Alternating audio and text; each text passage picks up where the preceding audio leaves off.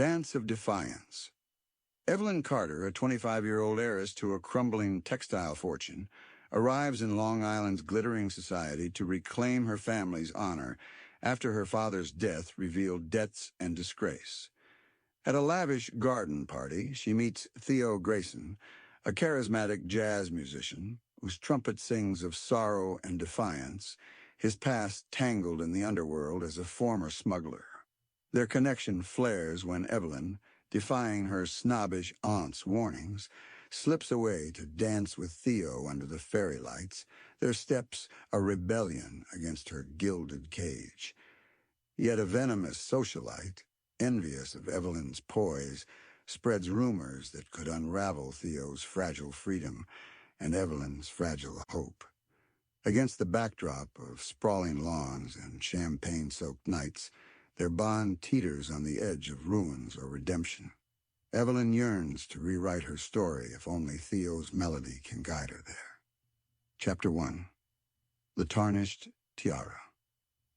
The train rattled along the tracks, each clack a metallic countdown to Evelyn Carter's uncertain future.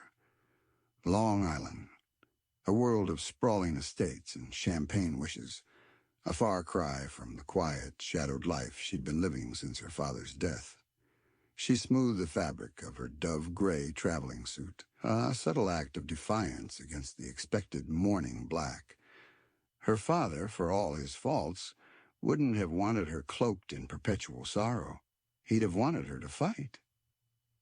She glanced at a reflection in the train window, a young woman, yes, but the youthful bloom had been tempered by a weariness that settled in the corners of her hazel eyes.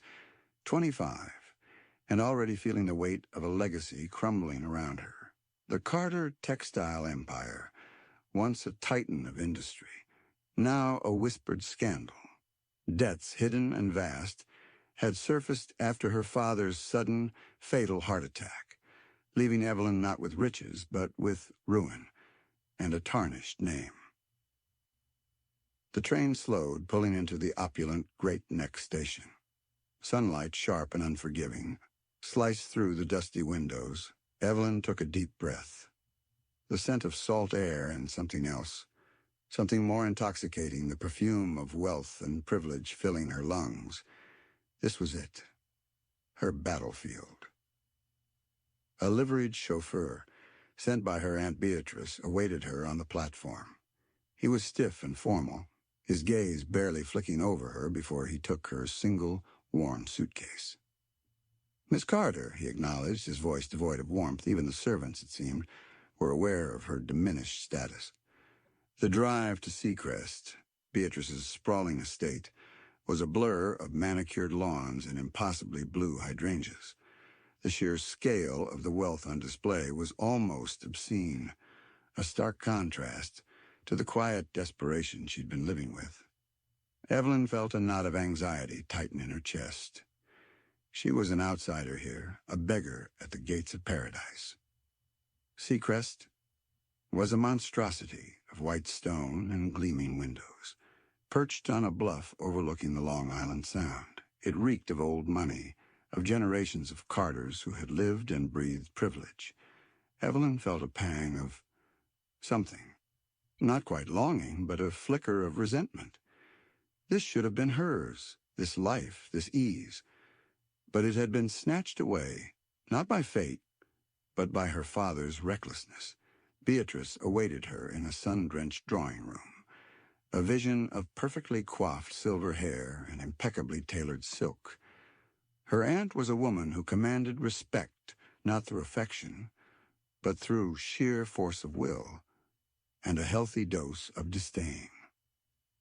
"Evelyn," Beatrice said, her voice as crisp as the starched linen napkins on the tea table. "You've arrived. Punctual, at least. That's something." Evelyn offered a small, tight smile. "Thank you for having me, Aunt Beatrice." Beatrice waved a dismissive hand. "Duty, my dear. Family duty. Though, frankly, after your father's indiscretions, I'm surprised you had the audacity to show your face." The words stung, but Evelyn held her gaze steady. "I'm here to rectify those indiscretions, Aunt Beatrice. To to restore the Carter name. Beatrice raised a perfectly sculpted eyebrow. Ambitious, aren't we? With what, pray tell? You have nothing, Evelyn. Nothing but a mountain of debt and a disgraced legacy. I have my father's intelligence, Evelyn countered, her voice gaining strength, and his determination. Beatrice let out a sharp, humorless laugh. Your father's determination led him to ruin. Don't make the same mistake. She gestured to a delicate porcelain teacup. Tea, or something stronger. I imagine you'll need it. Evelyn chose tea, needing to keep her wits about her. The delicate clink of china against china felt like a prelude to a battle. There's a garden party this evening, Beatrice continued, her gaze assessing Evelyn's simple attire. The Graysons. They're new money, but influential. You'll need to make a good impression. Perhaps we can find you a suitable husband, someone to alleviate your financial difficulties. The word husband hung in the air like a threat. Evelyn's stomach churned. She hadn't come here to be auctioned off like a prize heifer. I appreciate your concern, Aunt Beatrice, Evelyn said, her voice carefully neutral, but I intend to handle my affairs myself. Beatrice's lips thinned. We shall see. In the meantime, try to look presentable. I've had a dress laid out for you, something less drab. The dress, when Evelyn found it in the cavernous guest room, was a shimmering confection of emerald green silk and intricate beadwork. It was beautiful, undeniably so, but it felt like a costume, a disguise. It was the dress of a woman who belonged in this world, a woman Evelyn wasn't sure she could be. As dusk painted the sky in hues of orange and violet, Evelyn descended the grand staircase, the emerald dress swirling around her. The sounds of laughter and music drifted from the gardens, a siren song of a life she both craved and feared. The garden was a kaleidoscope of color and light. Fairy lights twinkled amongst the trees, illuminating a scene of extravagant revelry. Champagne flowed freely, and the air hummed with the chatter of the Long Island elite. Evelyn felt a wave of dizziness, a sense of being utterly out of her depth. She spotted Beatrice across the lawn, holding court amongst a group of impeccably dressed men and women. Her aunt's gaze flicked over Evelyn, a brief flicker of approval, or perhaps it was simply relief that she hadn't embarrassed her crossing her face. Evelyn forced herself to move, to mingle, to play the part of the charming heiress, even though her inheritance was nothing but dust. She exchanged polite conversation with several potential suitors, their eyes assessing her with a calculated interest that made her skin crawl. They spoke of yachts and polo matches, of trips to Europe, and extravagant parties. It was a world of meaningless excess, and Evelyn felt a growing sense of suffocation. Then she heard it. A melody, rich and soulful, weaving its way through the polite chatter and forced laughter. A trumpet, its notes tinged with a melancholy that resonated deep within her. She followed the sound, drawn to it like a moth to a flame. He stood beneath a canopy of fairy lights, his silhouette outlined against the darkening sky. Theo Grayson. She'd heard whispers of him, the son of the host, a musician, a man with a shadowed past. He held the trumpet to his lips, his eyes closed, lost in the music. The notes he played weren't the bright, cheerful jazz that filled the dance floors of the city. This was something different, something deeper. It spoke of longing, of loss, of defiance. It spoke of a soul that had known darkness and yet still yearned for light. Evelyn found herself standing at the edge of the small crowd that had gathered, captivated. She felt a connection to the music, to the man, that transcended the superficiality of the party. It was a connection that felt dangerous and utterly irresistible. As the last note faded, a smattering of polite applause broke out. Theo Grayson opened his eyes, his gaze sweeping over the crowd, and then his eyes met hers. They were dark, intense, and filled with a knowing that sent a shiver down her spine. He held her gaze for a long moment, a silent acknowledgement passing between them. Then a slow smile curved his lips, a smile that was both inviting and slightly dangerous. And in that moment, amidst the glitter and the lies, Evelyn knew. Her battle had just begun, and it would be fought not with money or power, but with music and with heart. Chapter 2. Whispers on the West Wind. The applause died down, leaving a lingering echo of Theo Grayson's haunting melody in the air. Evelyn remained rooted to the spot, her heart beating a rhythm that mirrored the jazz she'd just heard. He lowered his trumpet, his dark eyes still fixed on her, that enigmatic smile playing on his lips. It was a smile that promised secrets, a smile that hinted at a world far removed from the manicured lawns and champagne flutes of the Grayson estate. He moved towards her, weaving through the thinning crowd with an easy grace that belied the intensity of his gaze. He was taller than she'd realized, with a lean build that suggested both strength and a certain restless energy. His dark hair was slightly unruly, falling across his forehead in a way that defied the carefully styled coiffures of the other men present.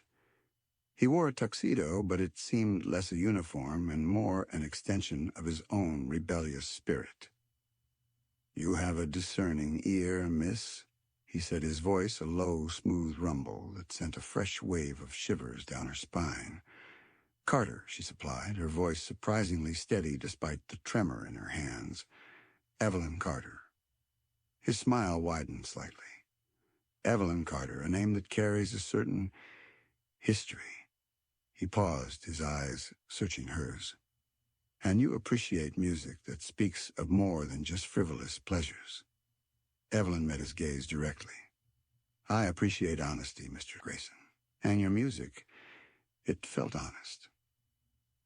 "Theo," he corrected gently. "And honesty can be a dangerous commodity in these circles, Miss Carter." "Perhaps," Evelyn conceded. "But I find it preferable to the alternative." A flicker of amusement danced in his eyes. "A woman of spirit. I admire that." He gestured towards the sprawling gardens, now bathed in the soft glow of the moon. "Would you care to walk, Miss Carter? The air is fresher away from the crowd." Evelyn hesitated for only a moment. Her aunt's warnings about Theo Grayson, whispers of a troubled past, of connections to the wrong sort, echoed in her mind. But the pull of his presence, the allure of the unknown, was too strong to resist. "I would," she said, accepting his offered arm. They walked in silence for a few moments, the sounds of the party fading behind them. The scent of roses and night-blooming jasmine filled the air, a heady perfume that mingled with the faint, salty tang of the sea breeze. "Your aunt doesn't approve of me," Theo said, breaking the silence. His voice was matter-of-fact, devoid of any resentment. Evelyn glanced at him, surprised by his directness. "She prefers the company of established families." Theo chuckled softly. "Established. A polite way of saying old money. My father made his fortune in shipping. Less glamorous than textiles, perhaps, but profitable nonetheless."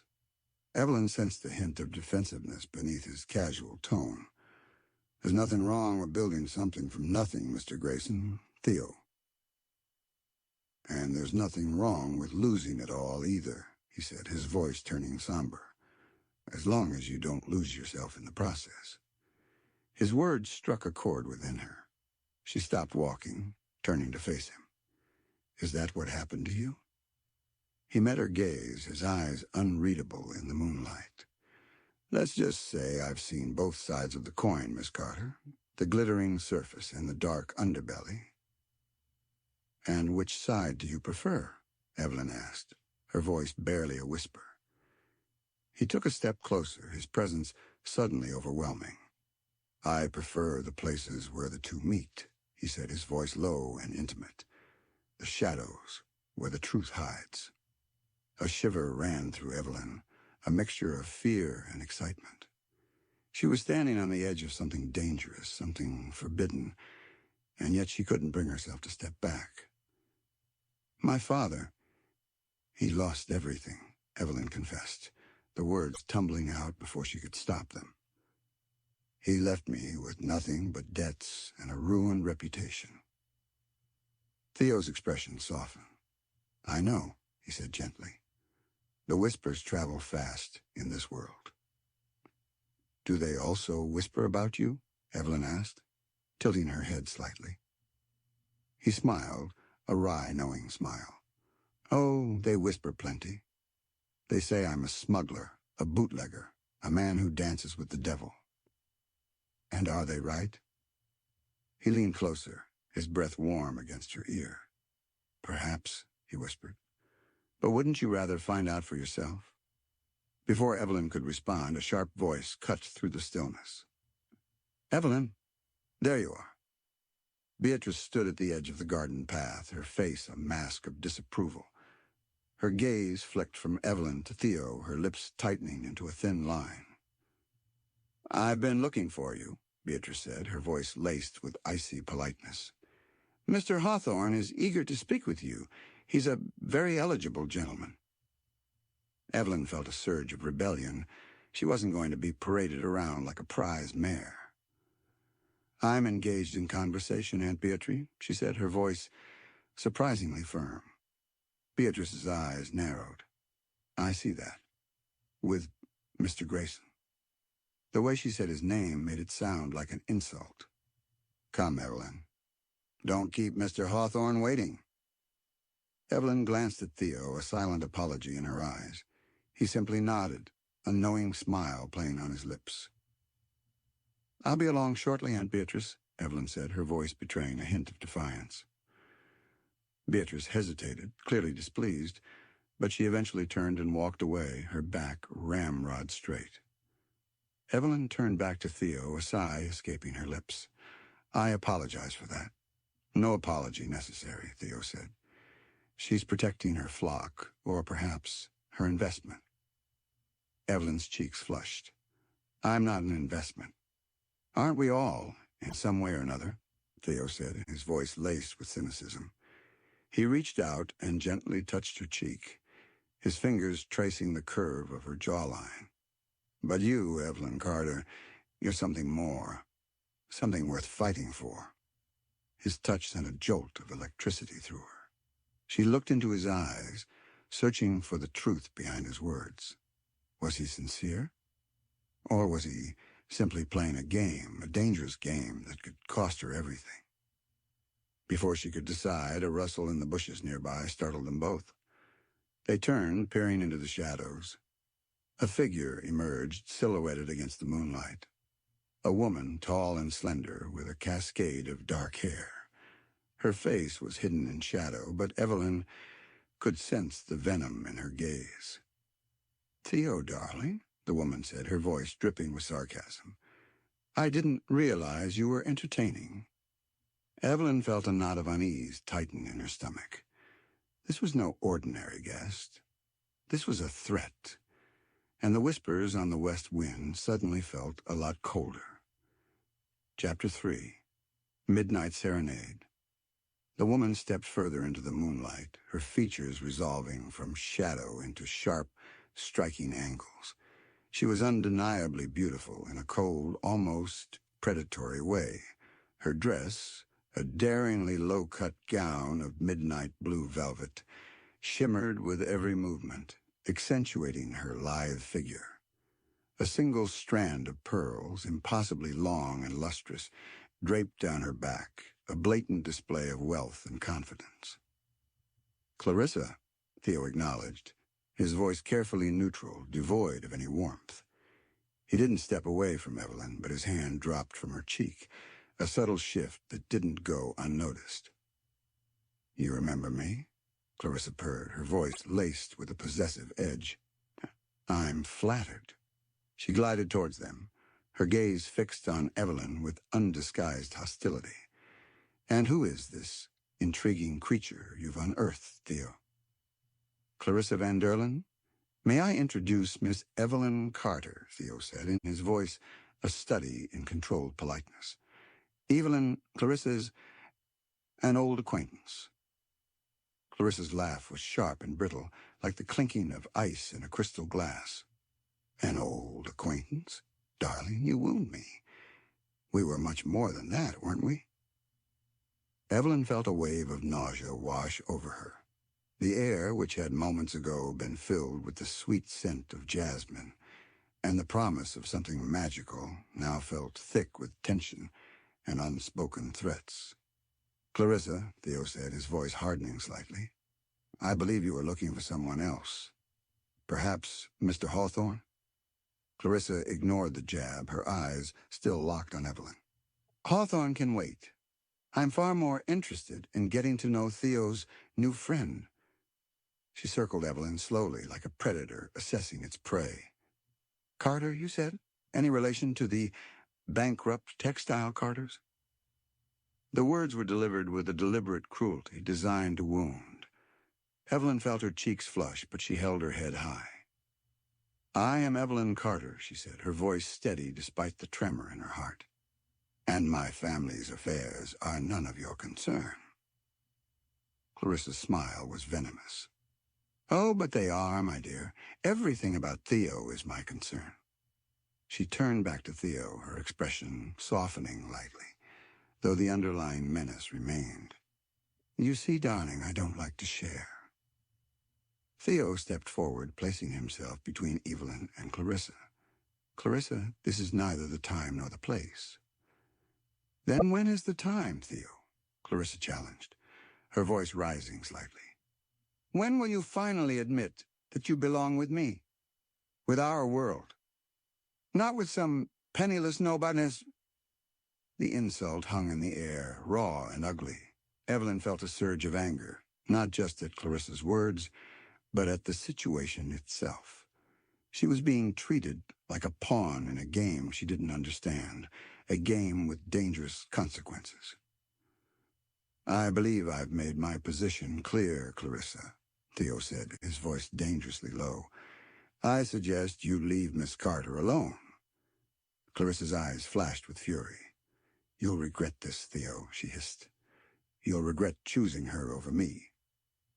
With a final venomous glare at Evelyn, she turned and stalked away, her velvet gown disappearing into the shadows.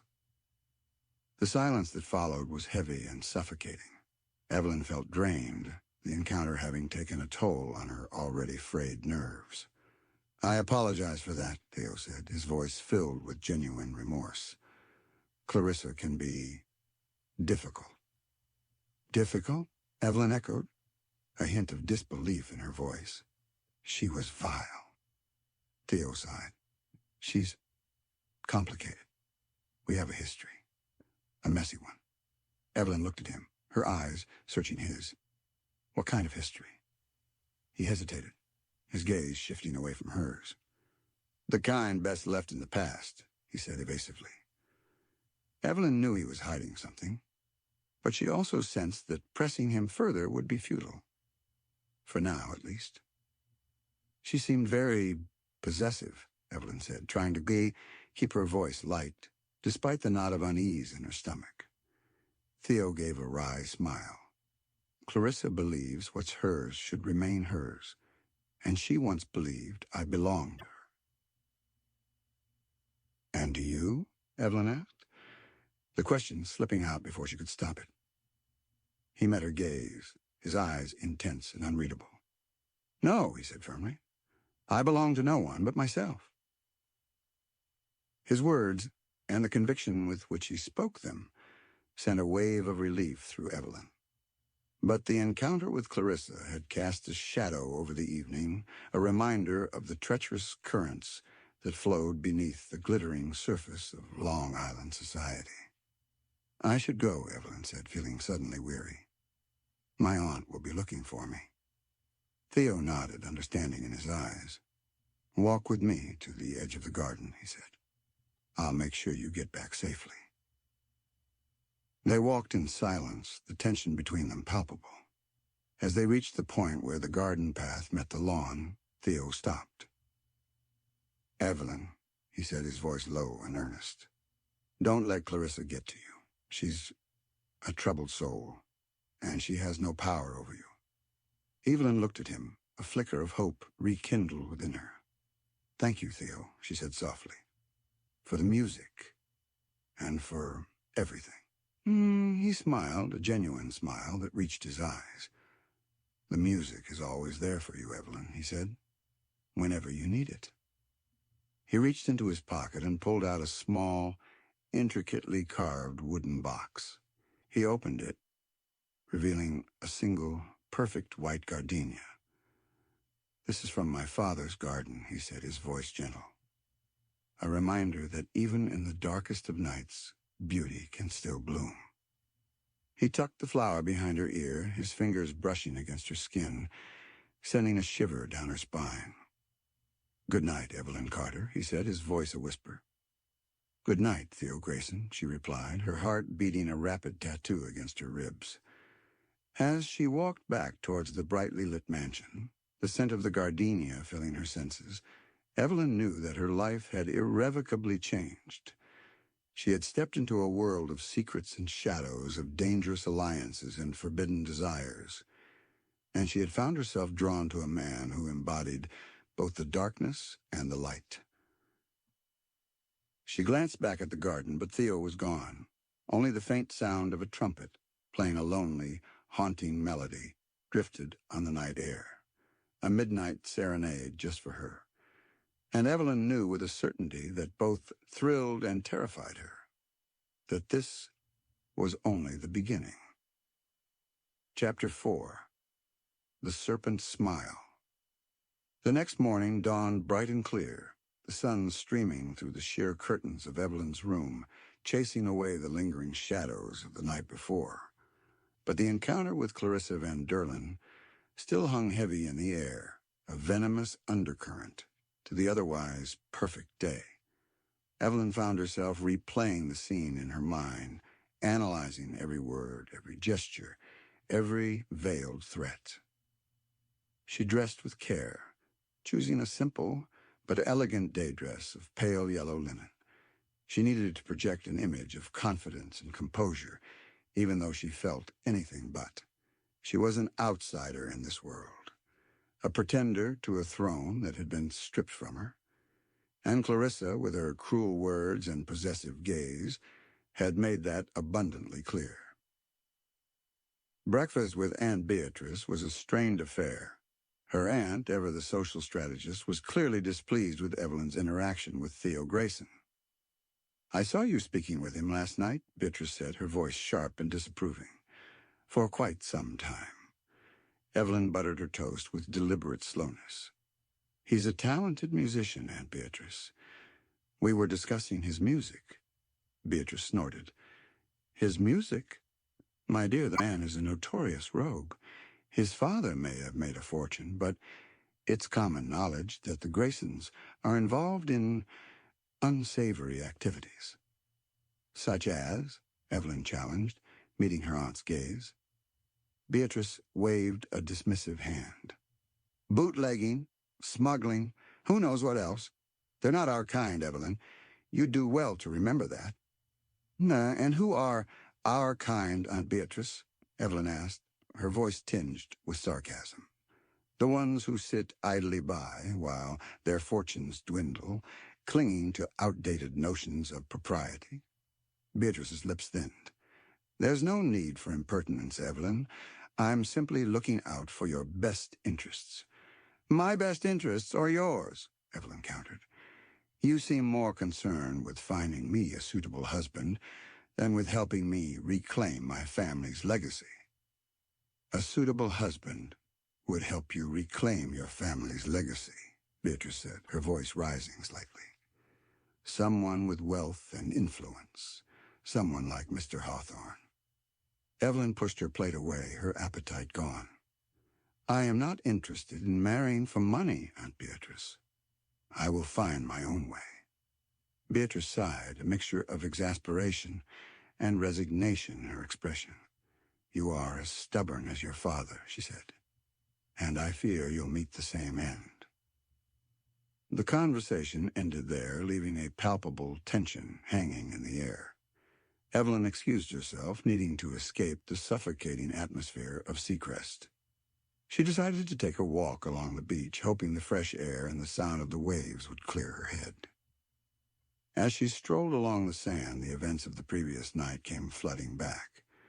Theo's music, his enigmatic smile, his words of encouragement. And then, Clarissa's venomous intrusion, her possessive claim on Theo, her cruel dismissal of Evelyn's worth. Evelyn kicked at a stray shell, frustration bubbling up inside her.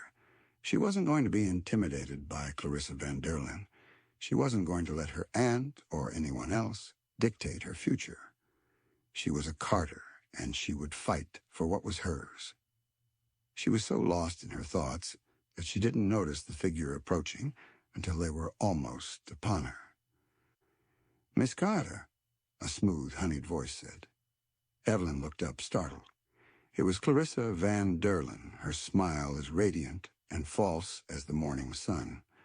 She was dressed in a pristine white tennis outfit, her dark hair pulled back in a sleek ponytail.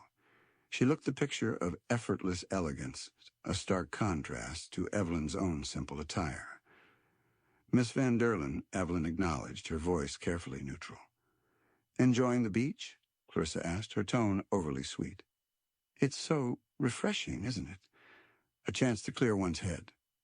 Evelyn knew this was no casual encounter. Clarissa had sought her out, and Evelyn had a sinking feeling she knew why. "I find it peaceful," Evelyn said, choosing her words carefully. Clarissa's smile widened, revealing a hint of something sharper, something more dangerous. "I'm glad you do," she said. "Because I wanted to have a little chat with you, Miss Carter. About Theo." Evelyn's heart quickened its pace. Here it comes, she thought. The confrontation she'd been dreading.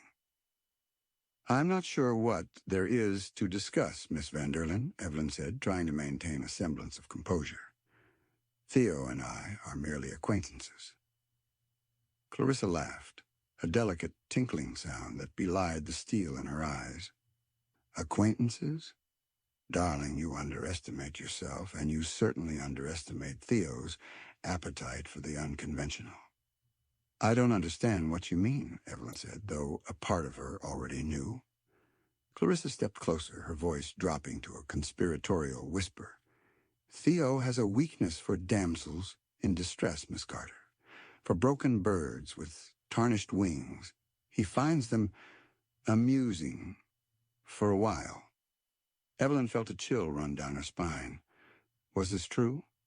Was Theo simply playing a game with her? A cruel game of seduction and abandonment? "I don't believe you," Evelyn said, her voice trembling slightly. Clarissa's smile widened. "Don't you? Ask him about his past, Miss Carter. Ask him about the women he's left behind, the hearts he's broken." She paused, her eyes gleaming with malicious intent. "Ask him about me." "I will," Evelyn said before Clarissa gave a final, dismissive glance and walked away, her white tennis outfit a blinding flash against the blue of the sea.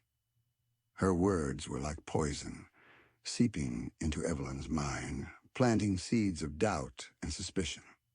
She stared out at the waves, her thoughts in turmoil. Was Theo truly the man he seemed to be? Or was he, as Clarissa suggested, a heartless rogue, a collector of broken souls? Evelyn didn't know what to believe. But she knew one thing. She needed answers, and she would get them, one way or another, even if it meant confronting the darkness that lay hidden beneath Theo Grayson's captivating smile. The serpent had shown its smile, and Evelyn, despite the beauty surrounding her, knew danger was near. Chapter 5. Shadows in the Speakeasy. The seed of doubt Clarissa had planted festered in Evelyn's mind. Theo's kindness, the haunting beauty of his music, the way he'd looked at her, were they all just a carefully constructed facade? Was he truly the rogue her aunt and Clarissa claimed him to be? She needed answers, and she knew she wouldn't find them within the gilded cage of Seacrest. That evening, another party was in full swing, this one at a neighboring estate. Evelyn, however, had no intention of attending. She pleaded a headache to Aunt Beatrice, who, with a disapproving sniff, readily accepted her excuse. The older woman was likely relieved to have Evelyn out of the way, lessening the chance of another unfortunate encounter with Theo Grayson. Once Beatrice and the other guests had departed, Evelyn slipped out of the house, a shawl wrapped around her shoulders to ward off the evening chill. She had a destination in mind, a place where she hoped to find Theo, a place where secrets were whispered and truths were revealed, a speakeasy. She'd overheard some of the younger guests discussing it earlier, the Hidden Note, a clandestine club tucked away in a seemingly deserted warehouse district near the docks. It was a risky venture, venturing into the shadowy underworld of Long Island, but Evelyn was driven by a desperate need to know the truth about Theo. She hired a taxi, giving the driver the vague direction she'd gleaned. The ride was a journey into a different world, a world far removed from the manicured lawns and sparkling mansions of the Gold Coast. The streets grew narrower, the buildings darker, the air thicker with the scent of salt, and something else, something illicit. The taxi finally stopped in front of a nondescript warehouse, its windows boarded up, its entrance hidden in a narrow alleyway. A single flickering gas lamp cast an eerie glow on a heavy wooden door. Evelyn hesitated for a moment, her heart pounding in her chest. This was a dangerous place, a place where the rules of polite society didn't apply. But she couldn't turn back now. She knocked on the door, a prearranged pattern she'd learned from the overheard conversation, 3 short raps, followed by 2 long ones. A small, grated peephole slid open, revealing a pair of suspicious eyes. "Password?" a gruff voice demanded. Evelyn took a deep breath. "Moonlight Serenade," she said, hoping she'd remembered correctly. The eyes scrutinized her for a moment longer. Then the peephole slammed shut. A series of bolts were unlatched, and the heavy door creaked open. Evelyn stepped inside and found herself in another world. The Hidden Note was a cavernous space, dimly lit by flickering candles and strategically placed gas lamps. The air was thick with cigarette smoke and the intoxicating aroma of bootleg liquor. A jazz band played on a small stage, their music a frenetic, pulsating rhythm that filled the room. The crowd was a mix of socialites and gangsters, flappers and bootleggers, all mingling together in a haze of forbidden pleasures.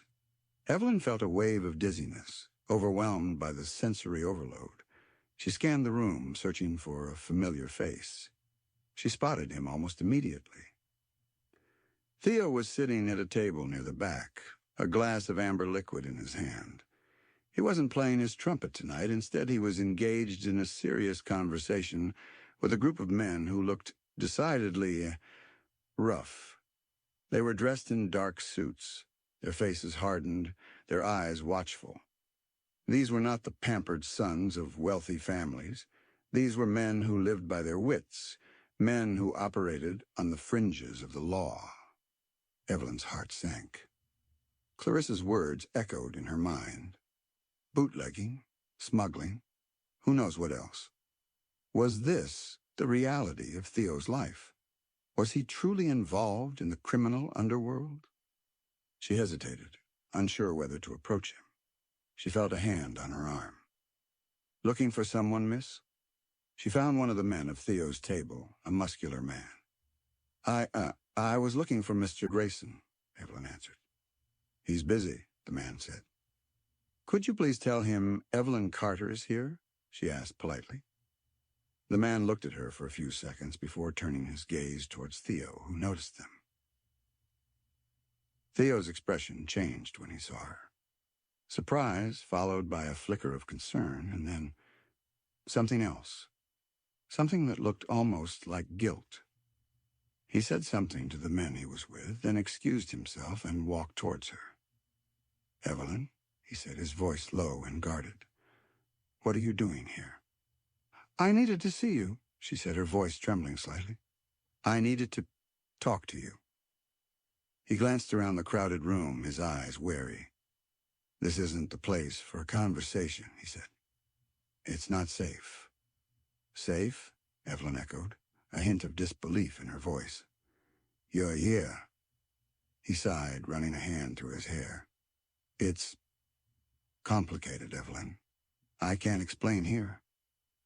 "Then explain somewhere else," Evelyn challenged. "Tell me the truth, Theo. Are you a criminal?" His eyes met hers, and for a moment, she saw a flicker of pain in their depths. "I've done things I'm not proud of, Evelyn," he said quietly. "Things I've had to do to survive." "What things?" Evelyn pressed, her voice barely a whisper. Before Theo could answer, a commotion erupted near the entrance.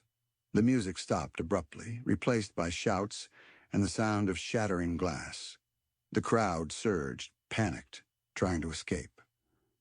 "Trouble," Theo muttered, his eyes scanning the room. "We need to get out of here." He grabbed her hand, pulling her towards a back exit. Evelyn stumbled along beside him, her mind reeling. This was a world she didn't understand, a world of violence and danger, and she was caught in the middle of it, all because of her desperate need to know the truth about Theo Grayson. As they emerged into the cool night air, the sounds of chaos fading behind them, Evelyn knew that her journey into the shadows had only just begun, and she had a sinking feeling that the truth she sought might be more dangerous than she could ever have imagined. Chapter 6. A Waltz with Danger. The alleyway was dark and narrow, the only illumination coming from the faint glow of the moon and the distant streetlights. The sounds of the speakeasy raid shout, sirens, the shattering of glass echoed around them, a stark reminder of the precariousness of their situation. Theo pulled Evelyn along, his grip tight on her hand, his pace urgent. "Where are we going?" Evelyn asked, breathless from the sudden flight. "Somewhere safe," Theo replied, his voice terse. He didn't elaborate, and Evelyn didn't press him. She trusted him, despite her doubts, despite the evidence that suggested he was involved in something dangerous. They navigated a maze of back alleys and deserted streets, Theo moving with familiarity that spoke of long experience. He seemed to know every hidden passage, every shadowy corner, every escape route. This was his world, a world far removed from the manicured lawns and glittering ballrooms of Evelyn's upbringing. Finally, they reached a small, unassuming apartment building, tucked away on a quiet side street. Theo led her up a narrow staircase to a third-floor apartment. He unlocked the door with a key he produced from his pocket, ushering her inside. The apartment was sparsely furnished, but surprisingly clean and orderly. A single lamp cast a warm glow over the room, revealing a worn sofa, a small table, and a few bookshelves lined with well-thumbed volumes. A trumpet case lay on a chair in the corner, a silent testament to Theo's other life. "This is yours?" Evelyn asked, surprised. She had expected something more, ostentatious perhaps, something that reflected the wealth his family supposedly possessed. Theo nodded. "It's a place I use when I need to get away from everything." He closed the door and locked it, the sound of the bolt clicking into place echoing in the silence. He turned to face her, his expression serious. "I know you have questions, Evelyn," he said, "and I promise I'll answer them. But first, you need to understand, things are not always as they seem." Evelyn sat down on the sofa, her legs feeling weak. "Clarissa told me things," she said, her voice trembling slightly, "about your past, about your involvement in illegal activities." Theo sighed, running a hand through his hair. "Clarissa has a way of twisting the truth, he said. She enjoys causing pain. But is there any truth to what she said? Evelyn pressed. Are you a bootlegger, Theo, a smuggler? He hesitated for a moment, then met her gaze directly. My father made his money in shipping, he said. And during Prohibition, some of that shipping involved bending the rules. Bending the rules? Evelyn echoed, a hint of disbelief in her voice. That's a rather mild way of putting it, isn't it? It's a complicated situation, Evelyn, Theo said, his voice pleading for understanding. After the war, things were difficult. My father did what he had to do to provide for his family. And you? Evelyn asked, her voice barely a whisper. What did you do? He walked over to the window, staring out at the darkened street below. I helped him, he said quietly. I was young, reckless. I thought I was invincible. And now? Evelyn pressed. Are you still involved? He turned back to face her, his eyes filled with a mixture of regret and defiance. I'm trying to get out, he said. It's not easy. There are obligations, debts that need to be repaid. Evelyn's heart sank. He was admitting it, confirming her worst fears. He was involved in the criminal underworld, and he was trapped. Why are you telling me this? Evelyn asked, her voice trembling. Why are you trusting me with this information? He took a step closer, his gaze intense. Because I see something in you, Evelyn, he said. Something that reminds me of who I used to be, before the darkness took over. He reached out and gently touched her cheek, his fingers tracing the curve of her jawline. You have a fire in you, Evelyn, he said. A strength. Don't let it be extinguished by the shadows. His touch sent a shiver down her spine. Despite everything, despite the danger, she was still drawn to him, to the vulnerability she glimpsed beneath his hardened exterior. I don't know what to believe, Evelyn said, her voice shaking. I don't know who you are. I'm a man trying to find his way back to the light, Theo said, his voice low and earnest. And I need your help, Evelyn. I need you to believe in me. He leaned closer, his eyes searching hers. Can you do that, Evelyn? He whispered. Can you believe in me, even when everyone else tells you not to? Evelyn looked into his eyes, searching for the truth. She saw the pain, the regret, the yearning for something more. And despite the risks, despite the uncertainty, she found herself wanting to believe him. I want to, she said, her voice barely audible. He smiled, a genuine smile that reached his eyes. That's all I ask, he said. He leaned in, and for a moment Evelyn thought he was going to kiss her. But instead he simply rested his forehead against hers, his breath warm against her skin. We're in this together, Evelyn, he whispered. We'll face the shadows together. The words were both a promise and a warning. Evelyn knew that she was stepping into a dangerous dance, a waltz with the underworld. But she also knew that she couldn't turn back now. She was bound to Theo by a connection she didn't then fully understand, a connection that was both terrifying and exhilarating. And as she stood there in the dimly lit apartment, with the sounds of the city fading into the distance, Evelyn knew that her life had irrevocably changed. She had chosen to dance with danger, and she could only hope that she wouldn't get burned. Chapter 7. The Price of Pearls. The intimacy of the previous night hung between them, a fragile bridge across a chasm of secrets and danger. Evelyn awoke on the worn sofa, a thin blanket draped over her. Theo was gone, but a note lay on the small table, scrawled in his distinctive hand.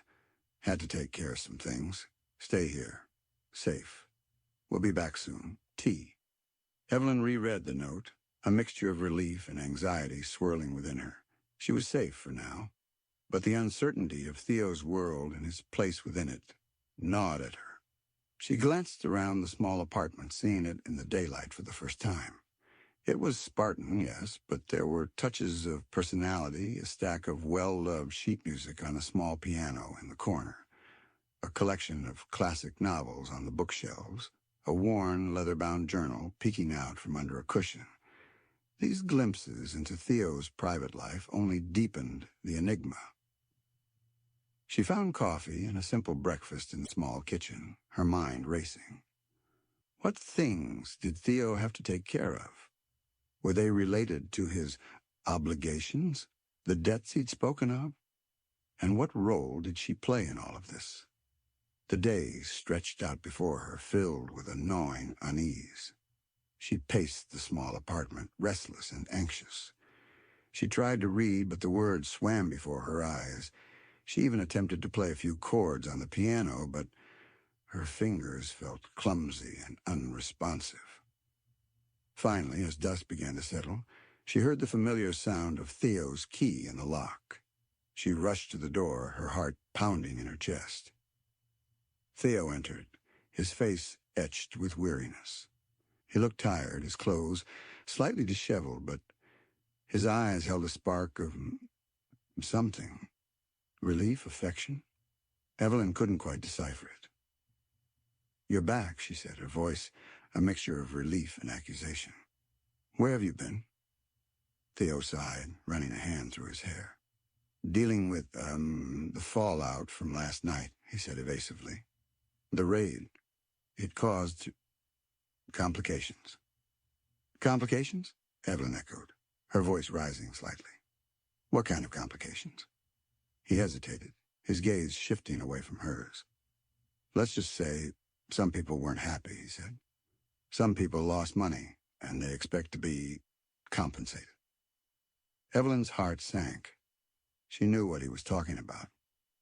The bootlegging operation, the illegal liquor, the debts. "And you're responsible?" she asked, her voice barely a whisper. Theo nodded, his expression grim. "I was involved," he said. "I'm trying to get out, but it's not easy. There are layers, entanglements." He walked over to the window, staring out at the darkening city. "There's a meeting tonight," he said. "With the people I owe. They want payment." Evelyn felt a surge of fear. "Payment? What kind of payment?" He turned back to face her, his eyes filled with a mixture of desperation and resolve. "Money, Evelyn," he said. "A lot of money. Money I don't have." Evelyn's mind raced. She had nothing of value left, nothing but the clothes on her back and the emerald dress she'd worn to the Graysons' party. Her family's fortune was gone, swallowed up by her father's debts. Then she remembered. The pearls. Clarissa Van Derlin's pearls. The impossibly long, lustrous strand she'd worn at the party, a blatant display of wealth and power. Evelyn had noticed them, of course. Every woman in the room had noticed them. They were legendary, rumored to be worth a fortune. An idea, a desperate, reckless idea, began to form in Evelyn's mind. "I might be able to help," she said, her voice trembling slightly. Theo looked at her, his eyes filled with surprise. "Help? How?" "The pearls," Evelyn said. "Clarissa Van Derlin's pearls. They're worth a fortune. Enough to pay off your debts." Theo stared at her, speechless for a moment. "Evelyn, you can't be serious," he said finally. "Steal Clarissa's pearls? That's insane. It's impossible." "It's not impossible," Evelyn said, her voice gaining strength. "I know where she keeps them. At her family's estate. I can get them." Theo shook his head. "It's too dangerous, Evelyn. Clarissa is ruthless. If she found out—" "She won't find out," Evelyn said, her determination hardening. "I'll be careful. I'll be quick. And I'll have the pearls." Theo looked at her, his eyes searching hers. He saw the desperation in her gaze, the unwavering resolve. He knew she was serious. "Evelyn," he began, his voice filled with a mixture of reluctance and admiration. "I'm doing this, Theo," Evelyn said, cutting him off. "I'm doing this for you. For us." He hesitated for a moment longer, then a slow smile spread across his face. "All right, Evelyn Carter," he said.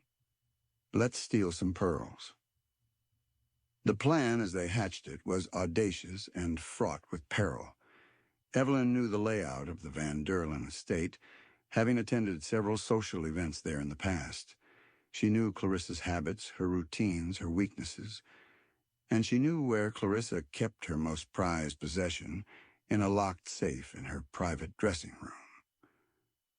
Theo would create a diversion, drawing attention away from the main house, while Evelyn would slip inside, find the safe, and retrieve the pearls. It was a risky gamble, a desperate attempt to buy their freedom. But it was the only chance they had. As they prepared to leave, Theo stopped her, his hand on her arm. "Evelyn," he said, his voice serious, "if anything goes wrong, get out. Don't wait for me. Just go."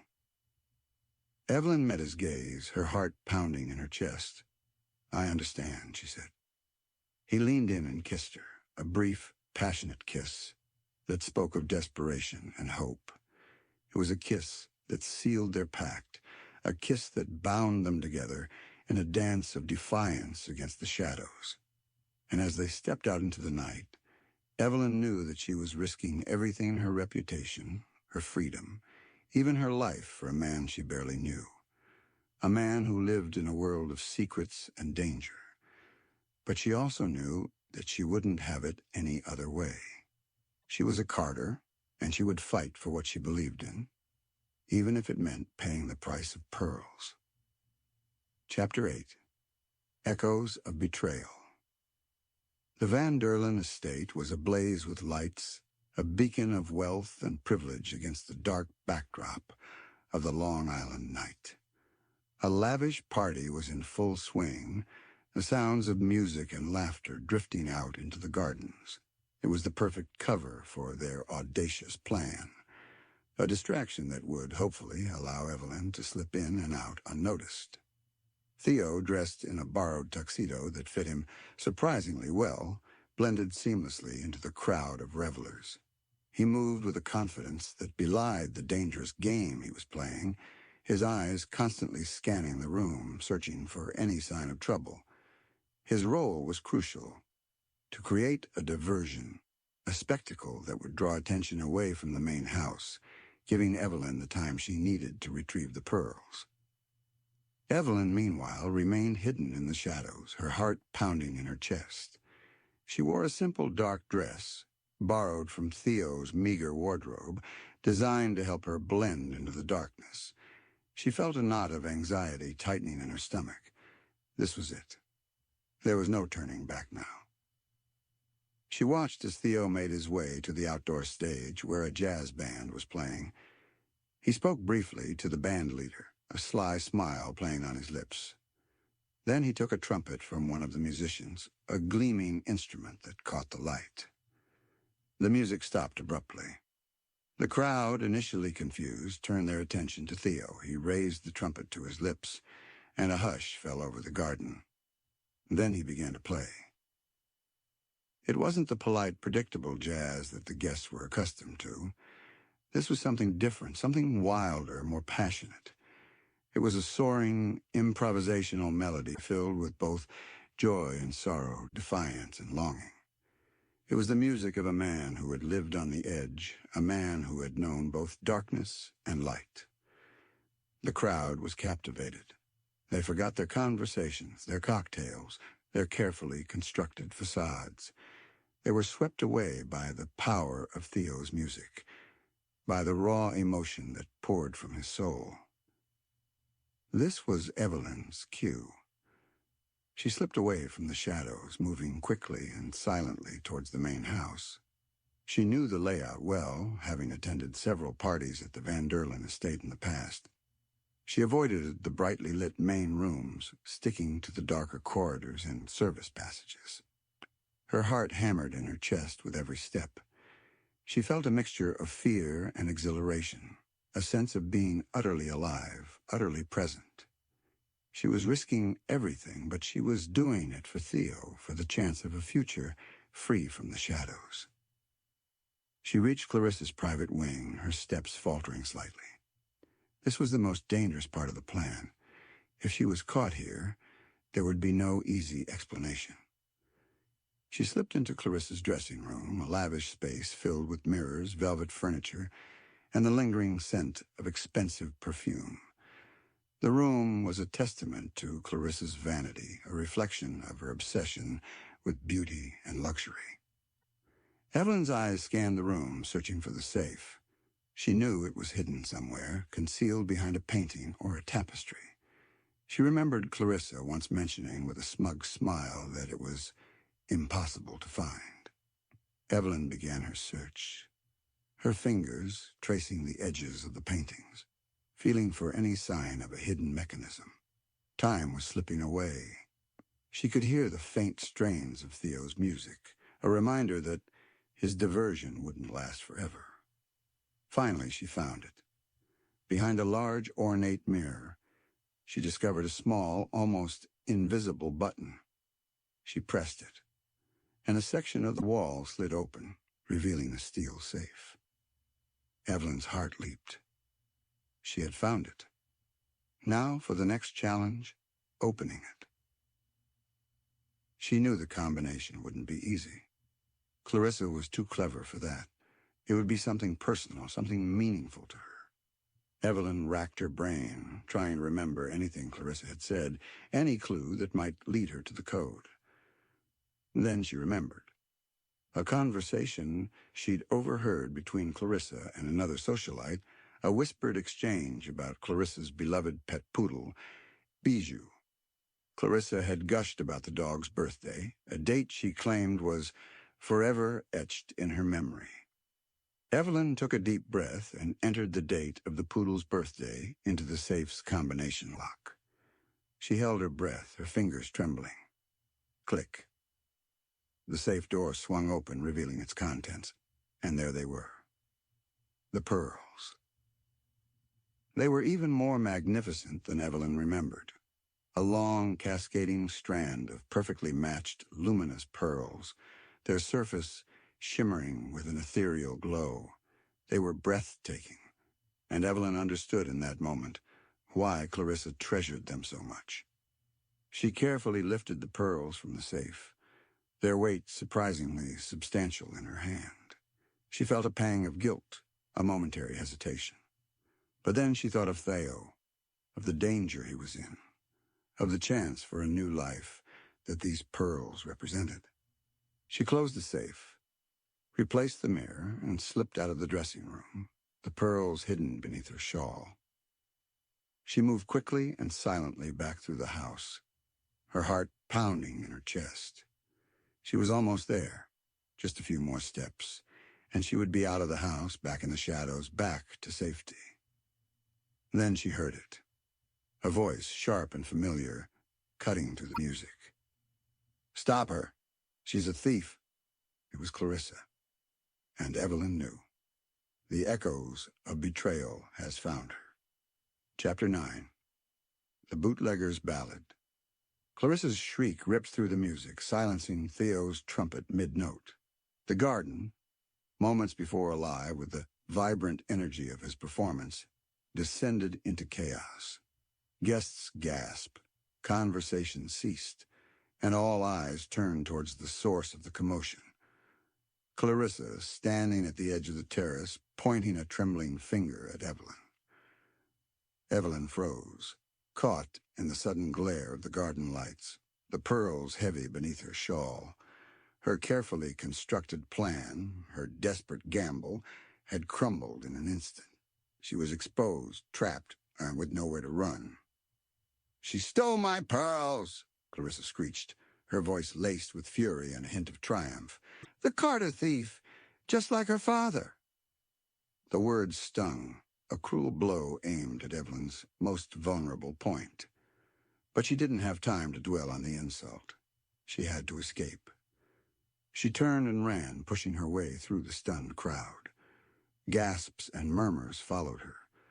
a chorus of disbelief and condemnation. She could hear Clarissa's shouts behind her, urging the men to pursue her, to capture her. "Theo!" Evelyn cried out, her voice desperate, hoping he would hear her above the din. Theo, his eyes wide with shock and concern, saw her running towards him.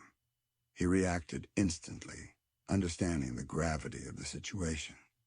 He dropped his trumpet, shoving his way through the crowd, intercepting the men who were starting to pursue Evelyn. "Get out of here!" he yelled at Evelyn, his voice fierce. "Go! I'll hold them off!" Evelyn hesitated for a moment, torn between her desire to escape and her loyalty to Theo, but she knew he was right. She had to get away for both their sakes. She turned and fled, running as fast as her legs would carry her. She darted through the gardens, weaving between the tables and chairs, the sounds of pursuit echoing behind her. She could hear the heavy footsteps of the men gaining on her, their shouts growing closer. She reached the edge of the estate, scrambling over a low stone wall, and found herself on the beach.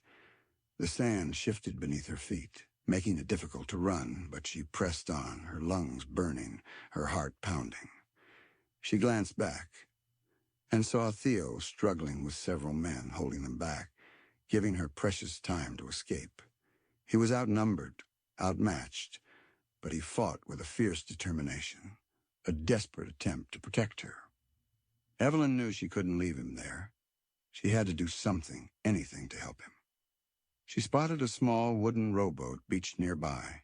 An idea, reckless and desperate, sparked in her mind. It was a long shot, but it was the only chance they had. She ran towards the boat, her hands fumbling with the rope that secured it to a post. She finally managed to untie it, pushing the boat into the shallow water. She climbed in, her dress soaked, her hands shaking.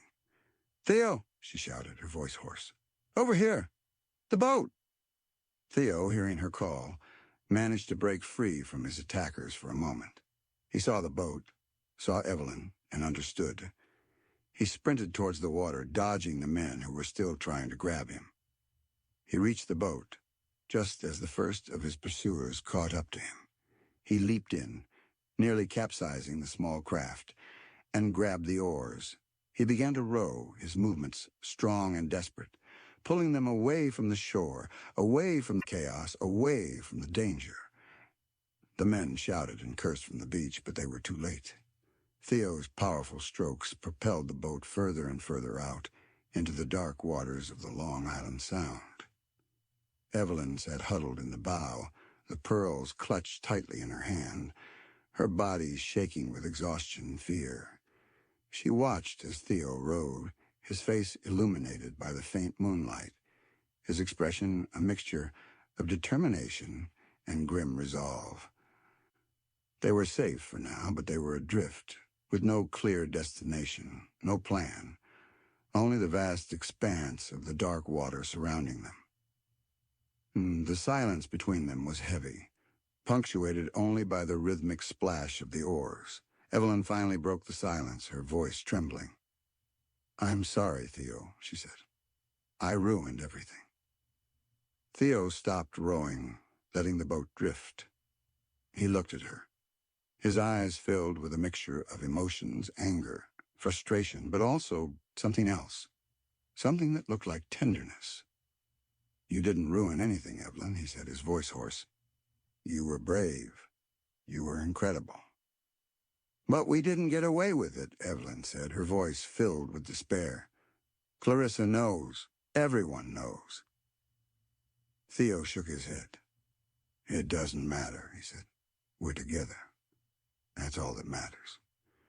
He reached out and took her hand, his fingers intertwining with hers. "We'll figure something out, Evelyn," he said. "We always do." He started to row again, his movements strong and steady. He wasn't heading towards the shore. "Where are we going?"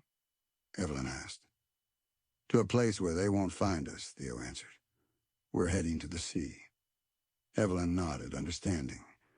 They were fugitives now, outlaws, their lives thrown into chaos by a desperate gamble, But as she looked at Theo, at the strength in his eyes, at the determination in his face, she knew she wasn't afraid. She was with him, and that was all that mattered. The bootlegger's ballad had begun, and Evelyn, the heiress-turned-thief, was ready to sing along. Chapter 10. Secrets in the Garden. The small rowboat cut through the dark, choppy waters of the Long Island Sound, leaving the glittering lights of the Gold Coast far behind.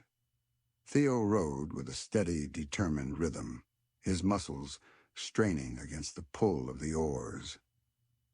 Evelyn sat huddled in the bow, the stolen pearls a heavy weight in her pocket, her mind racing with the events of the night.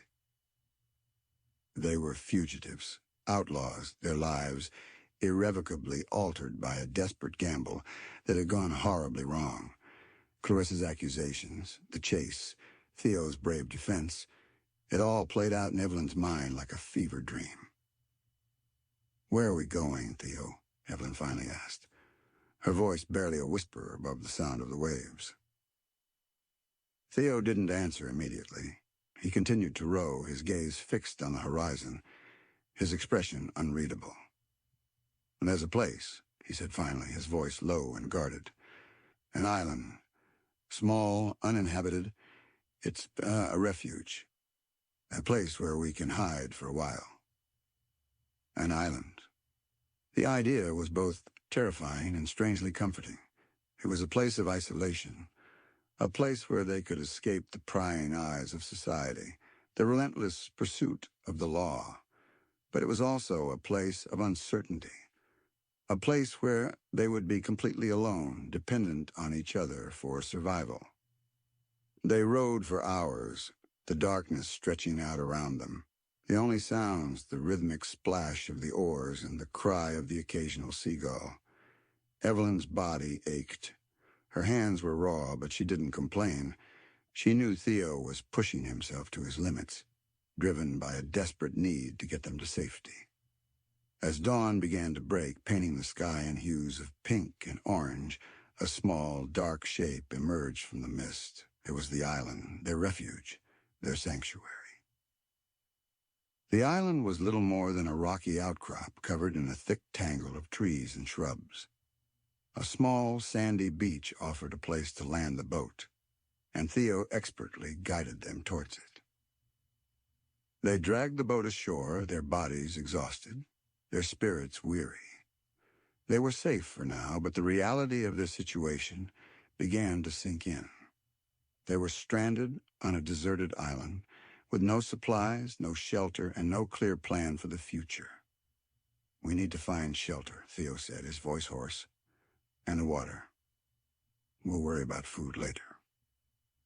They began to explore the island, searching for any sign of a cave, a natural shelter, anything that could offer them some protection from the elements. The interior of the island was a dense, overgrown wilderness, difficult to navigate. As they made their way through the thick undergrowth, Evelyn noticed something peculiar. A faint, almost imperceptible path, hidden beneath a layer of fallen leaves and tangled vines. It was barely visible, but it was there, a sign that someone, at some point, had been on this island before. "Theo, look," she said, pointing to the path. "Someone's been here." Theo examined the path, his brow furrowed. "It's old," he said. "Very old. But you're right. Someone's been here." They followed the path, their curiosity piqued. It led them through the dense forest, twisting and turning, until finally it opened into a small, hidden clearing. And there, in the center of the clearing, stood a garden. It was a strange, unexpected sight. A small, carefully cultivated garden, filled with a variety of plants and flowers, some of which Evelyn recognized, others she'd never seen before. There were herbs, vegetables, even a few fruit trees, all growing in neat rows, surrounded by a low stone wall. It was a secret garden, a hidden oasis in the middle of a deserted island. "What is this place?" Evelyn whispered, awestruck. Theo shook his head. his eyes wide with surprise. "I don't know," he said. "I've never seen anything like it." They explored the garden, their curiosity growing with each new discovery. They found a small, dilapidated shed containing a few rusty tools, a watering can, and a stack of old leather-bound books. The books were filled with handwritten notes, drawing, and descriptions of plants, herbs, and their various uses. It was a gardener's journal, a record of years of careful cultivation and experimentation. As Evelyn flipped through the pages of the journal, she found an entry that made her heart skip a beat. It was a detailed description of a rare, almost mythical flower known as the moonlight orchid. The entry described the flower's unique properties, its ability to bloom only under the light of the full moon, and its rumored medicinal value. And then she saw it, a drawing of the orchid, its delicate petals rendered in exquisite detail, and beneath the drawing a single word, Theo. Evelyn stared at the word, her mind reeling. The name, written in a faded, elegant script, was unmistakable. It was the same name as the man who stood beside her, the man who had brought her to this island, the man who claimed to know nothing about this place. She looked at Theo, her eyes filled with questions. "Theo," she said, her voice trembling. "What does this mean?" Theo took the journal from her, his eyes scanning the pages. His expression changed as he read the entry, his face paling, his eyes widening with a mixture of shock and recognition. I don't understand," he said, his voice barely a whisper. This is my grandfather's handwriting." His grandfather? The revelation was stunning, a twist in the narrative that Evelyn could never have anticipated. The secrets of the garden, the secrets of the island, were somehow connected to Theo's past, to a family history he claimed to know nothing about. The echoes of betrayal had returned, but this time they whispered a different story, a story of hidden legacies, of forgotten connections, of a past that was about to be revealed. Chapter 11. The Rhythm of Reckoning. The revelation that the garden journal belonged to Theo's grandfather hung heavy in the air, a tangible link to a past he claimed to know nothing about. Evelyn watched him, her mind racing with questions, her heart pounding with a mixture of anticipation and apprehension. "Your grandfather?" Evelyn asked, her voice barely a whisper. "But you said you didn't know anything about this island." Theo stared at the journal, his expression a mixture of shock and confusion. "I didn't," he said, his voice hoarse. "I swear, Evelyn, I had no idea." He began to pace the small clearing, his hands running through his hair, his mind clearly struggling to reconcile this new information with his own understanding of his family history. "My grandfather, he disappeared," Theo said, his voice filled with a sudden raw emotion. "Years ago, when I was just a boy. He was a botanist, a scholar. He spent his life studying plants, traveling the world. Then one day he just vanished. No one knew what happened to him." Evelyn remembered the stories Theo had told her about his father, the bootlegger, the man who had built his fortune on bending the rules.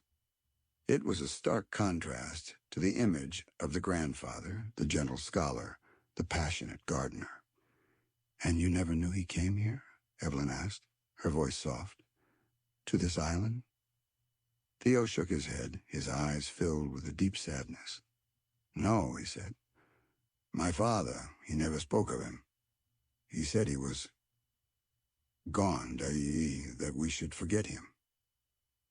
The pieces of the puzzle began to fall into place. Theo's father, ashamed of his own illicit activities, had deliberately erased his own father's memory, hiding the truth from his son. He had built his empire on the shadows, while his father had sought solace in the light, in the beauty of nature. "In this garden," Evelyn said, gesturing around the clearing, It was his sanctuary, his escape. Theo nodded, his gaze sweeping over the carefully cultivated plants, the neatly arranged stones, the small, dilapidated shed. He must have come here to get away from it all, he said. From the world, from the pressures of everything. He walked over to the shed, his hand tracing the weathered wood. He opened the door, revealing the dusty interior, the rusty tools, the stacks of old books. It was a time capsule, a glimpse into a life that had been hidden for years. I need to understand, Theo said, his voice determined. I need to know what happened to him, why he disappeared, why my father kept this from me. He began to search through the shed, carefully examining the books, the papers, the tools. Evelyn helped him, her own curiosity fueled by a desire to uncover the truth, to help Theo unravel the mystery of his grandfather's disappearance. They spent hours poring over the faded journals, deciphering the elegant script, piecing together the fragments of a life that had been lost to time. They learned about the grandfather's passion for plants, his meticulous research, his dedication to uncovering the secrets of nature. They also found clues, hidden within the pages of the journals, that hinted at a darker story. References to a rival, a conspiracy, a threat that had forced the grandfather to flee, to seek refuge on this remote island. As they delved deeper into the journals, a picture began to emerge. Theo's grandfather had discovered something valuable, something that had made him a target. He had been forced to disappear, to protect his discovery, to protect his family. And then they found it. A small, hidden compartment in the back of the shed, concealed behind a loose board. Inside, they found a locked wooden box, its surface intricately carved with images of plants and flowers. This was it. The key to the mystery. The secret that Theo's grandfather had guarded so carefully. Theo tried to open the box, but it was locked, and the key was nowhere to be found. He tried to force it open, but the wood was strong, the lock secure. There has to be a key, Evelyn said, her voice urgent. Somewhere. We have to find it. They searched the shed again, their hands sifting through the dust and debris, their eyes scanning every nook and cranny. They found nothing. Then Evelyn remembered. The moonlight orchid. The rare, almost mythical flower that Theo's grandfather had described in such detail in his journal. The flower that bloomed only under the light of the full moon. The key, Evelyn said, her voice filled with a sudden realization. It's hidden in the garden, with the orchid. Theo looked at her, his eyes widening with understanding. Of course, he said. It's the perfect hiding place. They rushed back into the garden, their hearts pounding with anticipation. They searched among the plants, their fingers carefully probing the soil, their eyes searching for any sign of the rare, elusive flower. The sun was beginning to set, casting long shadows across the clearing. They had almost given up hope when finally they found it. A small, unassuming plant, its leaves a deep velvety green, hidden beneath the shade of a larger shrub. And there, nestled among the leaves, was a single, tightly closed bud. The moonlight orchid. They knew they had to wait.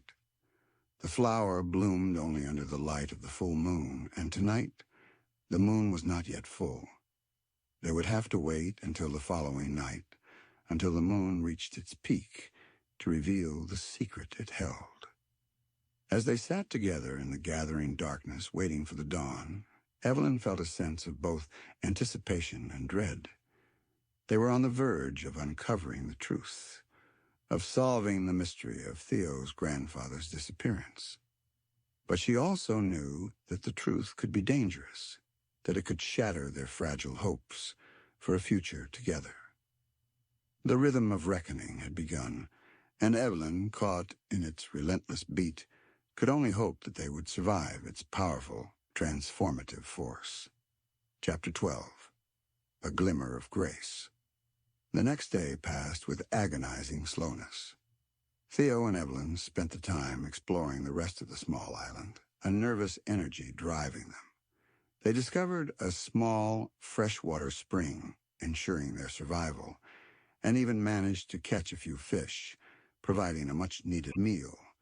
But their minds were constantly drawn back to the garden, to the hidden orchid, to the secrets it held. Theo was quieter than usual, lost in thought, grappling with the revelations about his grandfather. The image of his father, the ruthless bootlegger, was now juxtaposed with the newly discovered image of his grandfather, the gentle botanist. It was a dichotomy that challenged his entire understanding of his family, his heritage, his own identity. Evelyn, too, felt the weight of the impending revelation.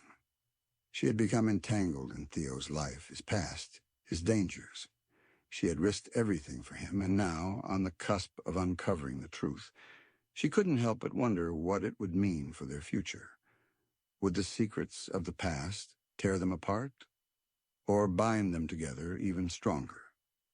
As evening approached, a palpable tension filled the air. They returned to the hidden garden, their steps measured, their hearts pounding in anticipation.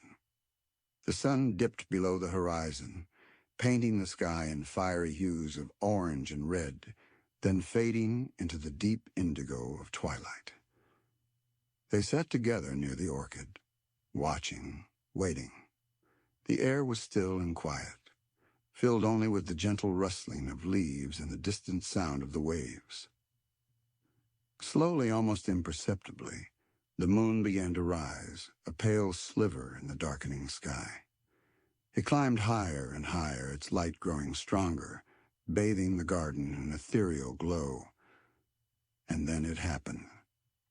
The tightly closed bud of the moonlight orchid began to unfurl, its petals slowly unfolding, revealing the exquisite beauty within. It was a breathtaking sight, a flower of delicate, almost translucent white, shimmering with an otherworldly luminescence. Its fragrance, a sweet, intoxicating perfume, filled the air. As the petals fully opened, Evelyn saw it. A small, intricately carved silver key, nestled within the heart of the flower, glinting in the moonlight. Theo reached out, his fingers trembling, and carefully plucked the key from the orchid. It was small, delicate, but it felt heavy in his hand, weighted with the secrets it held. They rushed back to the shed, their hearts pounding in unison. Theo inserted the key into the lock of the wooden box, his hand shaking slightly. He turned the key. Click. The lock released, and Theo slowly lifted the lid of the box. Inside, they found a collection of papers, carefully wrapped in oilcloth to protect them from the elements. There were letters, documents, and a small, leather-bound diary. This was it. The truth. The secret that Theo's grandfather had guarded so fiercely. They began to read, their eyes scanning the faded ink, their minds piecing together the fragments of a story that had been hidden for decades. The diary revealed the truth about Theo's grandfather, Elias Grayson. He had indeed been a brilliant botanist, but he had also been a man of strong principles, a man who had refused to compromise his values. He had discovered a rare plant, a species with extraordinary medicinal properties, a plant that could potentially cure a deadly disease that was ravaging the country at the time. He had dedicated his life to studying this plant, to cultivating it, to unlocking its secrets. But his discovery had attracted the attention of others, unscrupulous individuals who sought to exploit the plant for their own profit. A powerful pharmaceutical company, led by a ruthless businessman, had tried to steal Elias's research, to patent the plant, to control its distribution. Elias had refused to cooperate. He believed that the plant's healing properties should be available to everyone, not just the wealthy elite. He had become a threat to the company's plans, a target of their greed. The rival mentioned in the earlier journals was the pharmaceutical company's CEO, the name was revealed, Arthur Van Delan, Clarissa's father. The letters and documents revealed the extent of the conspiracy against Elias. They detailed the threats, the intimidation, the attempts to discredit him, to silence him. And then they found the final entry in the diary, a desperate plea for help, a warning that his life was in danger. "They are coming for me," Elias had written. "I have hidden the research, the plant, where they will never find it. I can only hope that one day someone will uncover the truth. Someone will expose their crimes." The truth was clear. Theo's grandfather had been murdered. Murdered by Arthur Van Delan, Clarissa's father, to protect his company's profits, to silence a man who had dared to stand in his way. A glimmer of grace and also a deep well of rage filled both Theo and Evelyn together. Chapter 13. The Stolen Kiss. The revelation of Elias Grayson's murder, orchestrated by Clarissa's father, Arthur Van Delan, hung heavy in the air, a shocking testament to the depths of human greed and the lengths some would go to protect their power and wealth. Theo and Evelyn sat in the dimly lit shed, surrounded by the evidence of a decades-old crime, their minds reeling from the implications. Theo was visibly shaken, his face pale, his hands trembling. The grandfather he had never known, the gentle botanist, had been a victim of a brutal conspiracy, his life stolen from him by a man driven by avarice. And the woman he had been drawn to, Evelyn, was now inextricably linked to the family responsible for his grandfather's death. "Clarissa's father," Theo whispered, his voice hoarse with disbelief. "He killed my grandfather." Evelyn reached out and took his hand, her touch offering a silent comfort. She felt a surge of anger towards Arthur Van Delan, a deep sense of injustice for the man who had created this hidden sanctuary and this secret garden. But she also felt a pang of sadness for Theo, for the burden of this newly discovered truth. "We have to expose him, Theo," Evelyn said, her voice firm. "We have to bring him to justice." Theo nodded, his eyes hardening with resolve. "He won't get away with it," he said. "I won't let him." But how? They were stranded on a deserted island, fugitives from the law, with no resources, no connections, no way to communicate with the outside world. The task seemed insurmountable. A David and Goliath battle against a powerful and ruthless adversary. They spent the rest of the night poring over the documents, searching for any clue, any evidence that could help them expose Arthur Van Delan's crimes. Oh, they found detailed notes on Elias's research, scientific formulas, and descriptions of the plant's medicinal properties. They found letters to colleagues, to friends, to family, all hinting at the danger he faced, the threats he received. And then they found something else, a small, faded photograph tucked inside the back cover of the diary.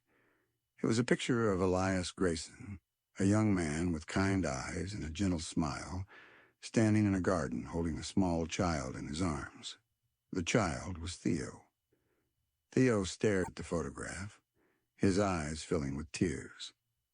It was the first time he had ever seen a picture of his grandfather, the first tangible connection to the man whose life had been so tragically cut short. "He loved you, Theo," Evelyn said softly, her hand resting on his arm.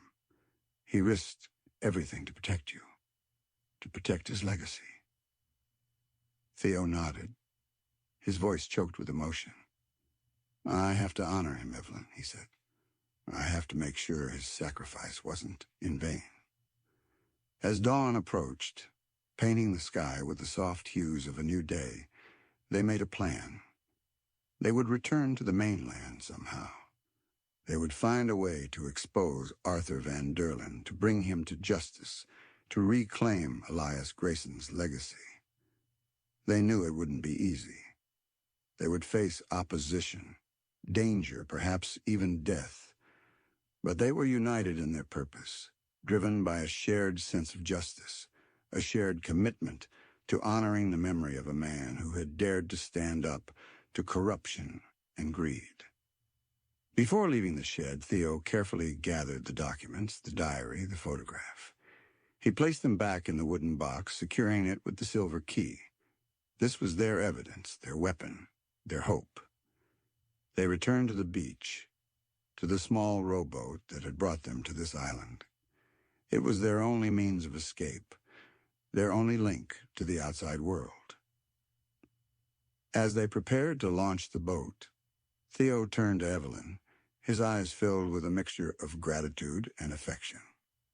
"Thank you, Evelyn," he said, his voice sincere, "for everything, for believing in me, for helping me uncover the truth, for being here." Evelyn met his gaze, her heart filled with a warmth that defied the chill of the morning air.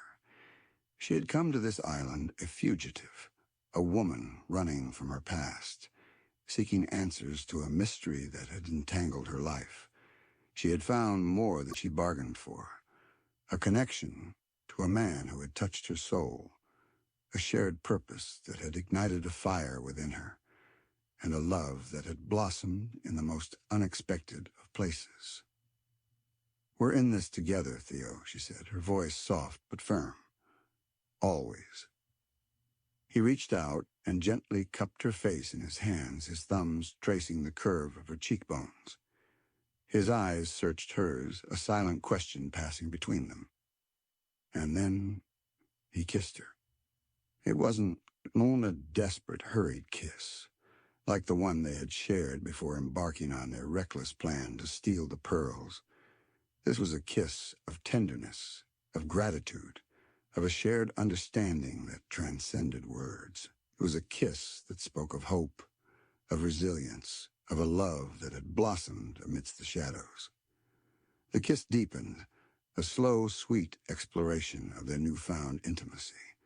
It was a stolen moment, a brief respite from the danger that awaited them, a promise of a future they would fight for, together. As they finally broke apart, their breath mingling in the cool morning air, Evelyn knew that she had found something precious, something worth fighting for, something that even the darkest secrets couldn't extinguish. They pushed the boat into the water, climbed in, and Theo began to row, his strokes strong and determined, heading towards the mainland, towards the reckoning that awaited them. The stolen kiss lingered on their lips, a silent testament to the bond that had formed between them, a bond that would be tested in the days to come. Chapter 14.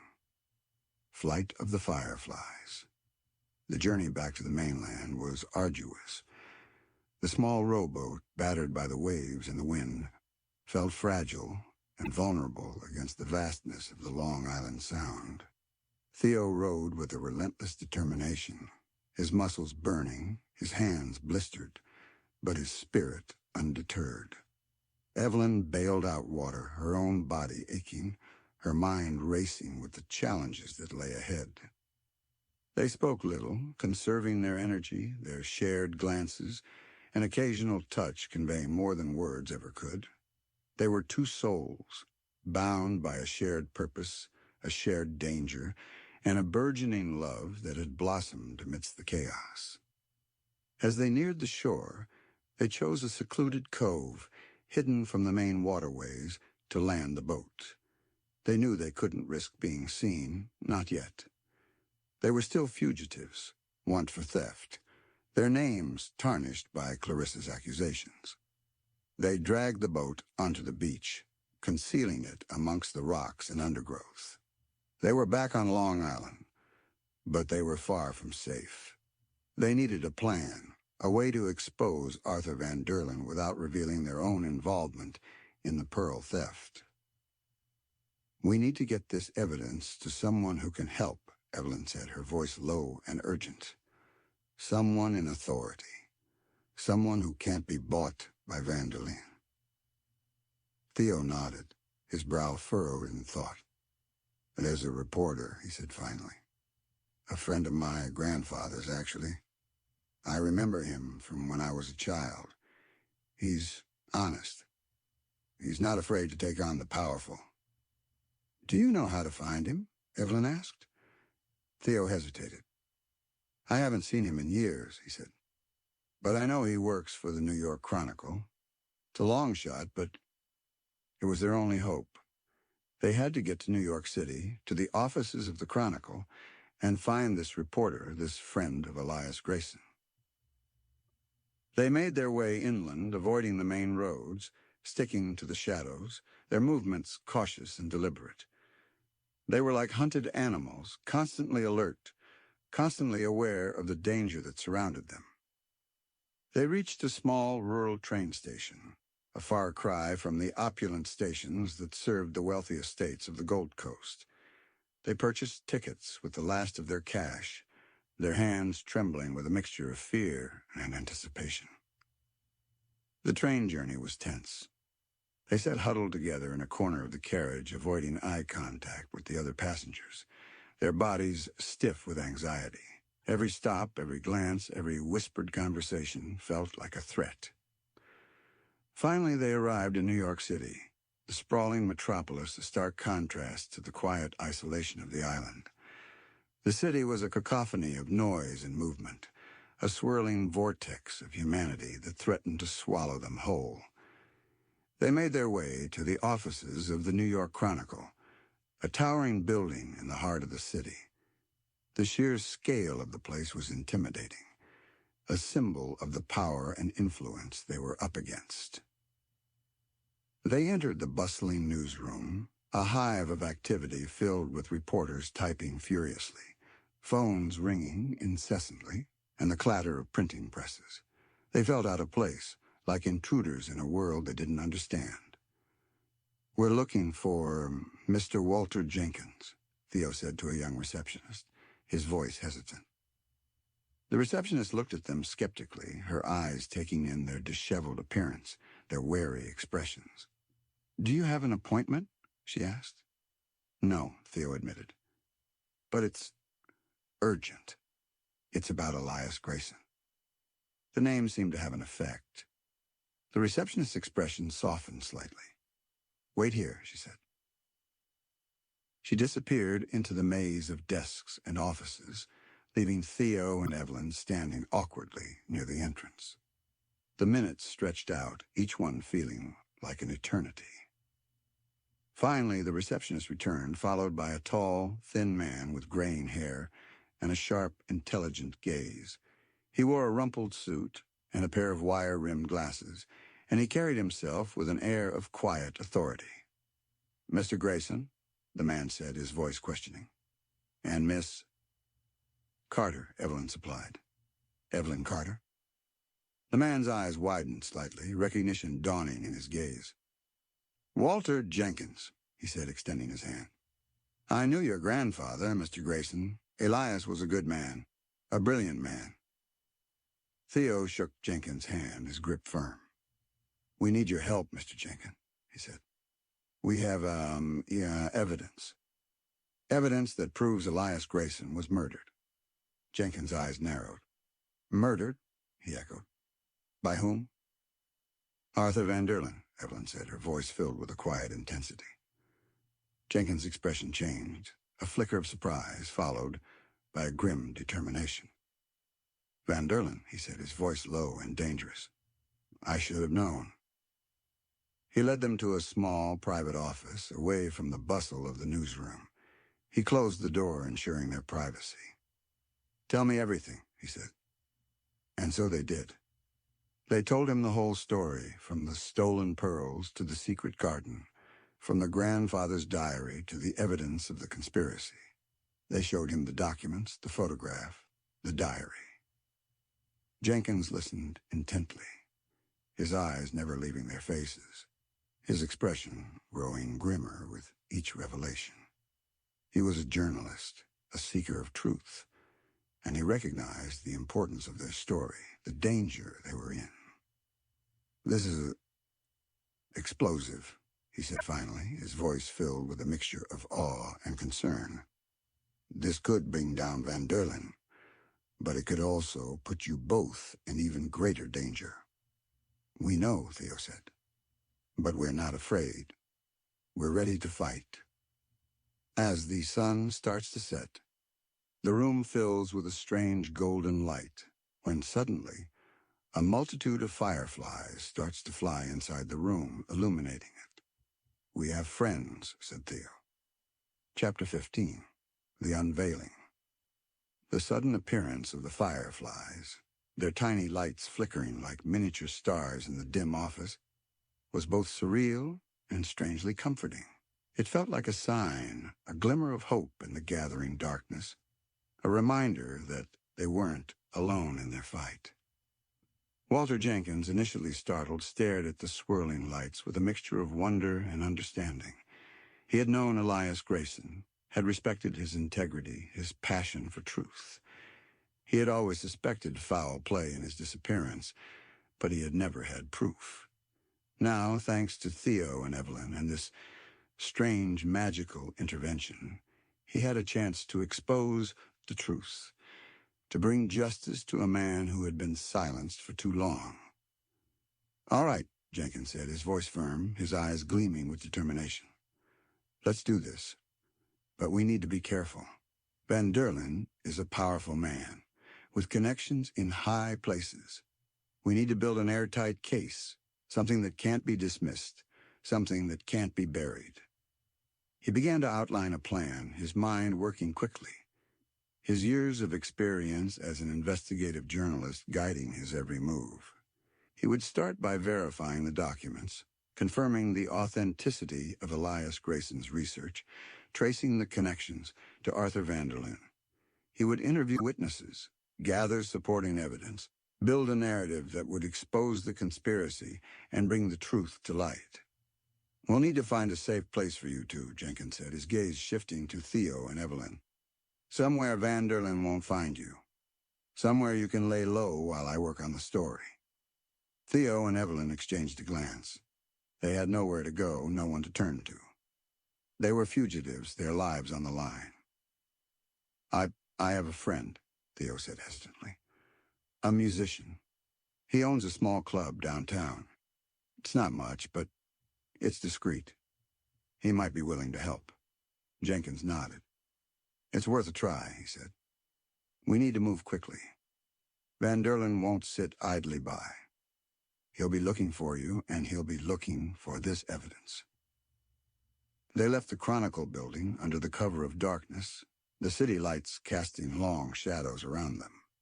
The fireflies, strangely, followed them, a small, flickering escort guiding their way. They made their way to the Jazz Club, a small, unassuming place tucked away on a side street in a less than reputable part of town.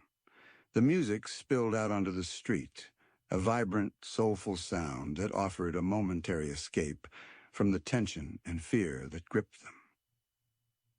Theo's friend, a burly man named Big Joe, greeted them with a mixture of surprise and concern.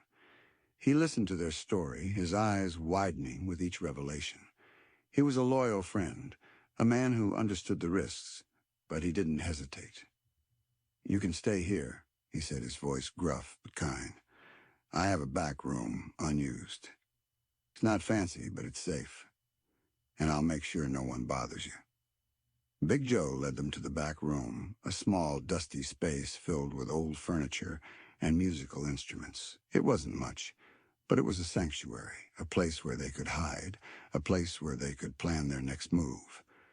The fireflies, as if sensing their safety, dispersed, their tiny lights fading into the darkness.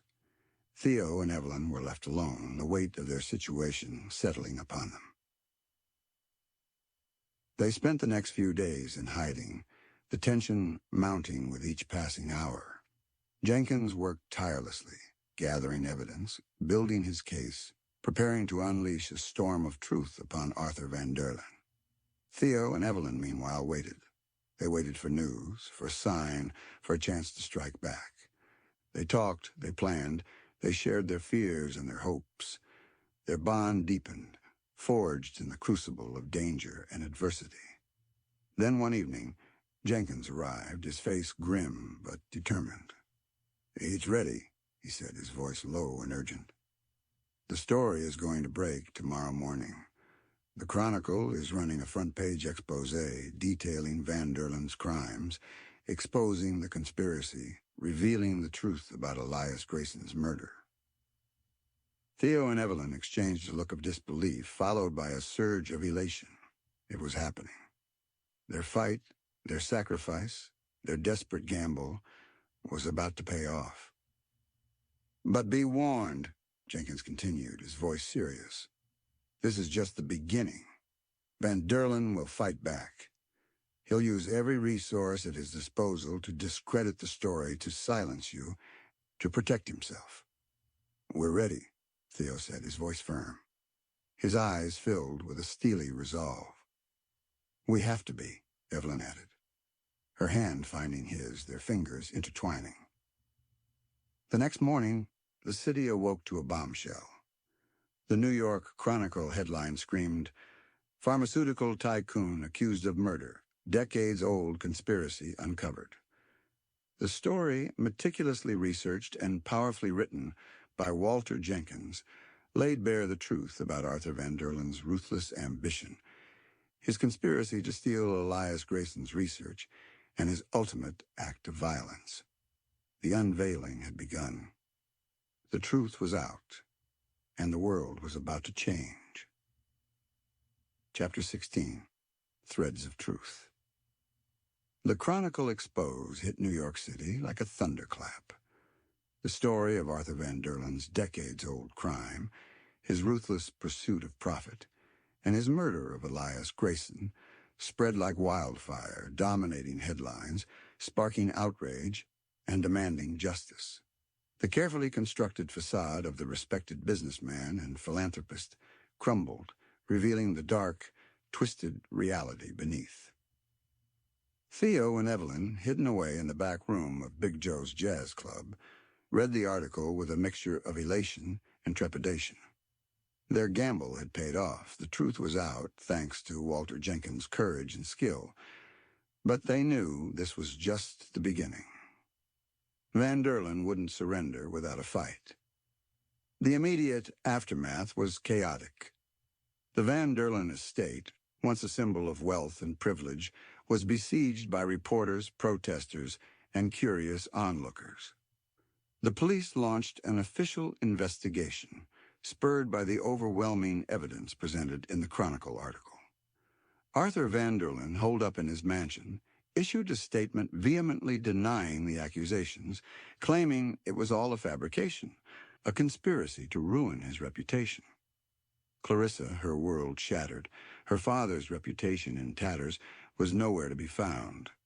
The whispers on the Long Island wind, once filled with envy and admiration, now carried only scorn and condemnation. Theo and Evelyn remained in hiding, their safety a paramount concern.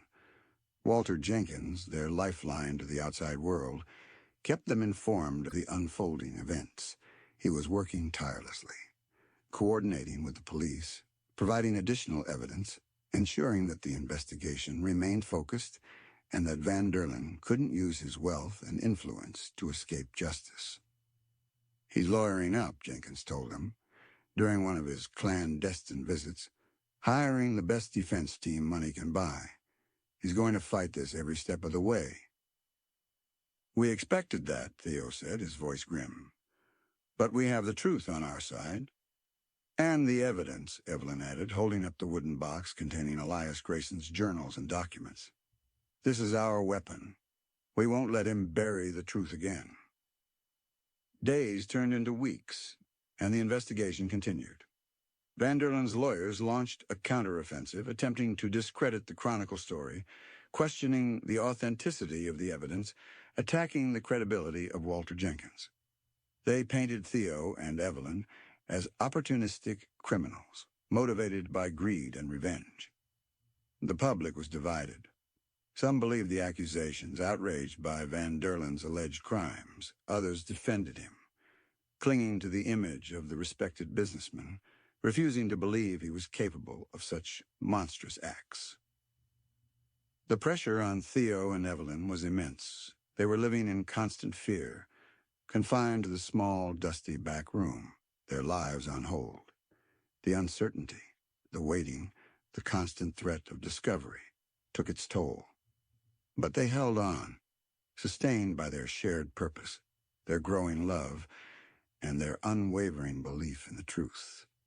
They spent hours poring over Elias Grayson's journals, learning more about the man, his research, his passion for healing. They discovered detailed notes on the cultivation of the moonlight orchid, the rare flower that had held the key to his secrets. He believed this plant could change the world, Evelyn said, her voice filled with awe. He believed it could cure diseases, save lives. And Van Derlen stole that from him, Theo said, his voice tight with anger. He stole his life, his legacy, his chance to make a difference. They decided to honor Elias Grayson's memory, to continue his work. They carefully studied his notes, learning the intricate techniques he had used to cultivate the moonlight orchid. They found seeds, carefully preserved in small glass vials, hidden within the wooden box. "We'll grow them," Evelyn said, her eyes shining with determination. "We'll continue his research. We'll make sure his legacy lives on." In the small, dusty back room, amidst the shadows and the uncertainty, they planted the seeds, nurturing them with care, tending to them with a reverence that bordered on worship. It was a symbol of hope, a testament to the enduring power of life, a connection to the man whose memory they were fighting to protect.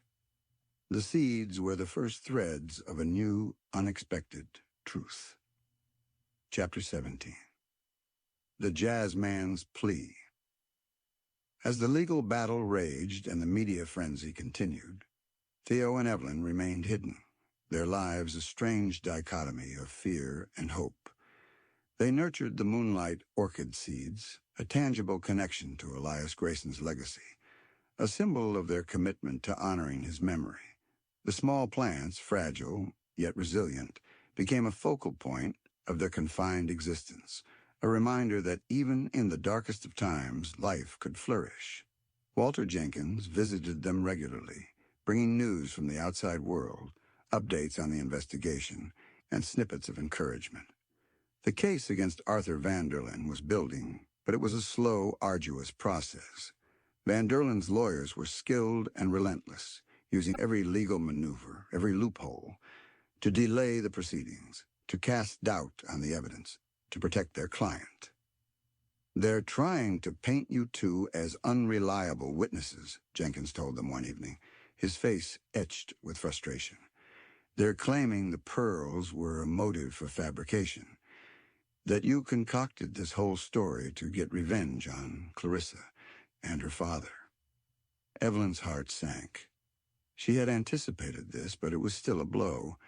Their own actions, their desperate attempt to escape their predicament, were now being used against them. "We have to tell the truth," Evelyn said, her voice firm. "We have to explain why we stole the pearls, why we were forced to run." "It's risky," Jenkins cautioned. "It could jeopardize the case. It could make you look even more culpable." Theo, who had been silent for most of the conversation, finally spoke. "We have nothing to hide, Walter," he said, his voice filled with a quiet determination. "We did what we had to do to survive. But we never lied about Elias. We never fabricated anything." He looked at Evelyn, his eyes filled with a mixture of love and resolve. "I'm ready to face the music," he said. "I'm ready to tell my story, and I'm ready to defend Evelyn's honor." It was a turning point.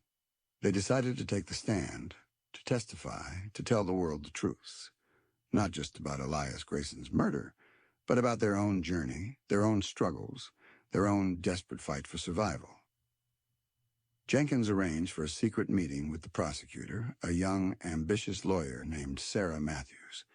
She was initially skeptical, wary of their involvement in the pearl theft. But as she listened to their story, as she saw the genuine emotion in their eyes, as she examined the evidence they presented, she began to believe them. "This is a gamble," Matthews told them. "But if you're willing to testify, if you're willing to face cross-examination, it could be the key to winning this case." They agreed they were ready. The day of the trial arrived, a media circus unfolding outside the courthouse. Reporters, photographers, and curious onlookers thronged the streets, eager to catch a glimpse of the protagonists in this unfolding drama. Theo and Evelyn, escorted by Jenkins and Matthews, entered the courthouse through a back entrance, avoiding the worst of the frenzy. They were ushered into a small, private room where they waited for their turn to testify. The courtroom was packed, every seat filled, the air thick with anticipation. Arthur Van Derlin sat at the defendant's table, his face impassive, his eyes cold, surrounded by his team of high-powered lawyers. Clarissa was nowhere to be seen. Evelyn was called to the stand first. She walked towards the witness box, her heart pounding, her hands trembling slightly. She swore to tell the truth, the whole truth, and nothing but the truth. She told her story, her voice clear and strong, her eyes unwavering. She spoke of her father's debts, of her arrival at Seacrest, of her encounter with Theo, of Clarissa's venomous accusations, of their desperate flight, of the discovery of Elias Grayson's secret garden, of the evidence that revealed his murder. She spoke of the pearls, of their desperate attempt to escape their predicament, of their willingness to risk everything to expose the truth. The courtroom was silent, captivated by her testimony. Even Van Derlin's lawyers seemed momentarily stunned by her sincerity, her honesty, her unwavering commitment to justice. Then it was Theo's turn. He took the stand, his presence commanding, his voice resonating with a quiet strength. He told his story, and his voice filled with both sadness and anger, with regret and resolve. He spoke of his grandfather and the man he had never known, the gentle botanist whose life had been stolen from him. He spoke of his father and the bootlegger, the man who had hidden the truth, who had lived in the shadows. He spoke of Evelyn, of his love for her, of his admiration for her courage, of his unwavering belief in her integrity. He spoke of the music, the jazz that had been his escape, his solace, his connection to a world beyond the darkness. And then he did something unexpected. He asked for permission to play. The courtroom was stunned. The judge, initially hesitant, finally granted his request. A trumpet was brought to him, a gleaming instrument that seemed to catch the light. Theo raised it to his lips, and the courtroom fell silent. He began to play. It wasn't a cheerful melody, a frivolous tune. It was a lament, a plea, a cry for justice. It was a song of sorrow, of loss, of redemption. It was the jazz man's plea, a soulful expression of his truth, his pain, his hope. The music filled the courtroom, weaving its way through the silence, touching the hearts of everyone present. It was a moment of profound beauty, a moment of unexpected grace, a moment that transcended the legal proceedings, the accusations, the lies. As the last note faded, a hush fell over the courtroom. Tears streamed down Evelyn's face. Walter Jenkins, sitting in the gallery, wiped his eyes. Even some of the jurors seemed visibly moved. The jazz man's plea had been heard, and the truth finally had found its voice. Chapter 18. A Dance of Desperation. Theo's impromptu performance, his jazz man's plea, had a profound impact on the courtroom. The raw emotion, the soulful expression of his truth, had resonated with everyone present, creating a palpable shift in the atmosphere. The carefully constructed legal arguments, the calculated cross-examinations, suddenly seemed insignificant, overshadowed by the power of the music, the undeniable sincerity of his plea. Arthur Van Derlen's lawyers, however, were not swayed. They were seasoned professionals, skilled in the art of manipulation, masters of legal maneuvering. They saw Theo's performance as an attempt to sway the jury with emotion, a desperate ploy to distract from the lack of concrete evidence. They launched a fierce cross-examination, attacking Theo's credibility, questioning his motives, attempting to paint him as a manipulative criminal, a liar, a man driven by greed and revenge. Mr. Grayson, the lead lawyer, a formidable woman named Miss Sterling, said, her voice sharp and cutting, "You admit to being involved in illegal activities, in bootlegging, in smuggling. Isn't that correct?" "I did what I had to do to survive," Theo said, his voice steady, his gaze unwavering. "But I never lied about my grandfather. I never fabricated evidence." "And yet you benefited from his death, didn't you?" Miss Sterling pressed. "You inherited his research, his plant, his potential fortune." "I inherited his legacy," Theo corrected, his voice rising slightly. "A legacy of healing, of compassion, of a commitment to truth, something your client knows nothing about." The courtroom buzzed with murmurs. Miss Sterling, unfazed, continued her attack, focusing on the stolen pearls, on Evelyn's involvement, on their flight from justice. "You and Miss Carter are fugitives, aren't you?" she said. "Wanted for theft. You're hardly credible witnesses." "We were desperate," Theo said, his voice filled with a quiet intensity. "We were running for our lives, but we never stopped fighting for the truth." The cross-examination was brutal, relentless, designed to break Theo, to discredit him, to undermine his testimony. But he held his ground, his voice firm, his eyes filled with a steely resolve. He had come too far, risked too much, to be silenced now. Evelyn watched from the gallery, her heart aching for Theo, her admiration for his courage growing with each passing moment. She knew the risks they were taking, the danger they faced, but she also knew that they were doing the right thing. The prosecution, led by Sarah Matthews, fought back, presenting additional evidence, calling witnesses to corroborate Theo and Evelyn's testimony. Walter Jenkins, taking the stand, testified to the authenticity of the documents, to his own investigation, to his unwavering belief in their story. The trial dragged on, a grueling battle of wits, a clash of narratives, a fight for the truth. The media frenzy reached a fever pitch, the courtroom packed with reporters, the public captivated by the unfolding drama. Then came a turning point. A surprise witness was called to the stand, a woman, elderly, frail, but with a clear, strong voice. Her name was Mrs. Eleanor Hastings, and she had been Elias Grayson's housekeeper, his confidant, his friend. She testified that she had witnessed Arthur Van Derlen threatening Elias Grayson, demanding that he hand over his research. She had seen the fear in Elias's eyes, the desperation in his voice. She had heard him say, "I will never let you have it. It belongs to the people, not to you." And then she revealed something shocking. She had a letter that Elias Grayson had given to her, just days before his disappearance. A letter he had instructed her to deliver to the authorities if anything should happen to him.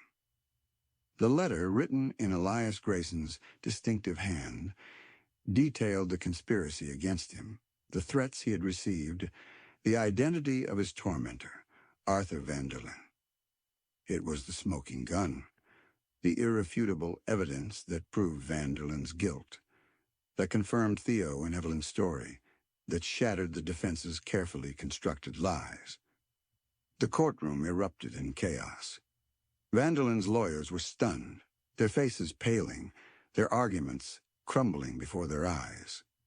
Arthur Van Derlyn sat motionless, his face a mask of shock and disbelief, his empire of lies collapsing around him. The jury, after a brief deliberation, returned with their verdict: guilty.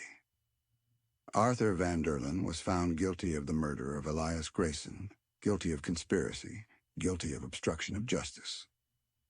The courtroom erupted again, this time with cheers, with applause, with a collective sense of relief and vindication. Justice, after decades of delay, had finally been served. Theo and Evelyn, embracing in the gallery, tears streaming down their faces, felt a wave of emotion wash over them. It was over. They had won. They had exposed the truth. They had honored Elias Grayson's memory. They had found justice. But their dance of desperation was not quite over. There was still one loose end to tie, one final act of reckoning to perform.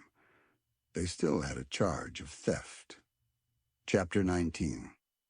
The Reckoning Hour. The guilty verdict against Arthur Van Derlyn sent shockwaves through the courtroom, the city, and the nation. The powerful pharmaceutical tycoon, brought down by the testimony of two young fugitives and the unearthed secrets of a decades-old crime, was a testament to the enduring power of truth and the relentless pursuit of justice. But for Theo and Evelyn, the victory was bittersweet, while Van Derlyn's conviction brought a sense of closure to the mystery of Elias Grayson's murder. Their own legal troubles remained. They were still facing charges for the theft of Clarissa's pearls, a crime they had committed out of desperation, a crime that had set in motion the chain of events that had led them to this moment. Sarah Matthews, the prosecutor who had secured Van Derlyn's conviction, approached them after the verdict, her expression a mixture of admiration and concern. "You two were instrumental in bringing down a dangerous man," she said. "Your testimony was courageous, and it made all the difference." "But we're still guilty of theft," Evelyn said, her voice tinged with anxiety. "We stole the pearls." Matthews nodded. "I know," she said, "and I can't simply make those charges disappear, but I can argue for leniency. I can present the circumstances, the context, the desperation that drove you to commit that crime." "Will it be enough?" Theo asked, his voice filled with uncertainty. Matthews sighed. "I don't know," she admitted. "The judge will have the final say, but I promise you I will do everything in my power to help you." The hearing for the pearl theft charges was scheduled for the following week. The media frenzy, which had subsided slightly after Van Derlyn's conviction, reignited, focusing now on the fate of Theo and Evelyn, the jazz man and the heiress, the unlikely duo who had brought down a titan. They spent the days leading up to the hearing in a state of nervous anticipation. They had come so far, fought so hard, but their future still hung in the balance.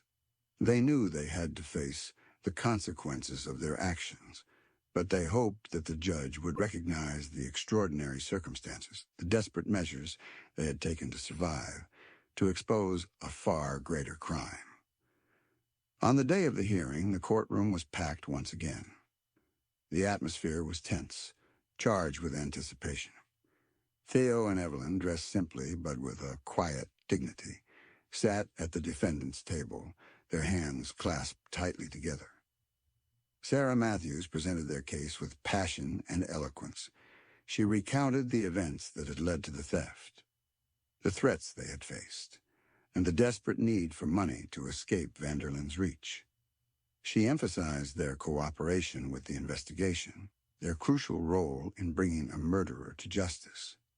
"These are not ordinary criminals," Matthews argued.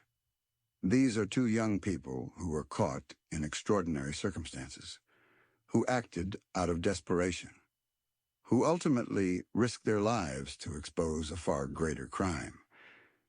They deserve leniency, they deserve compassion, they deserve a second chance." Then it was Theo and Evelyn's turn to speak. They stood before the judge, their voices clear and strong, their eyes filled with a mixture of remorse and resolve. "We stole the pearls," Evelyn said, her voice unwavering. "We know it was wrong, and we take full responsibility for our actions." "But we were desperate," Theo added, his voice filled with emotion. "We were running for our lives.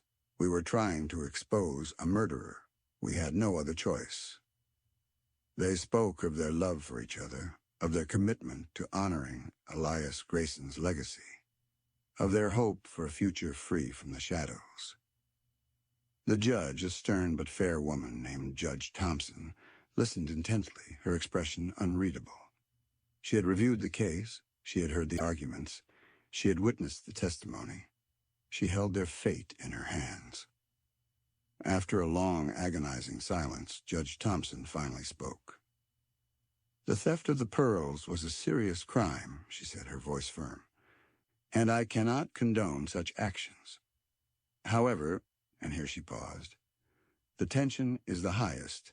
I also recognize the extraordinary circumstances that led to this crime. I recognize the courage and determination of these two young people in bringing a murderer to justice. I recognize their remorse, their willingness to accept responsibility for their actions." She looked directly at Theo and Evelyn, her gaze softening slightly. "I believe that justice must be tempered with mercy," she said. I believe that everyone deserves a second chance." She announced her decision.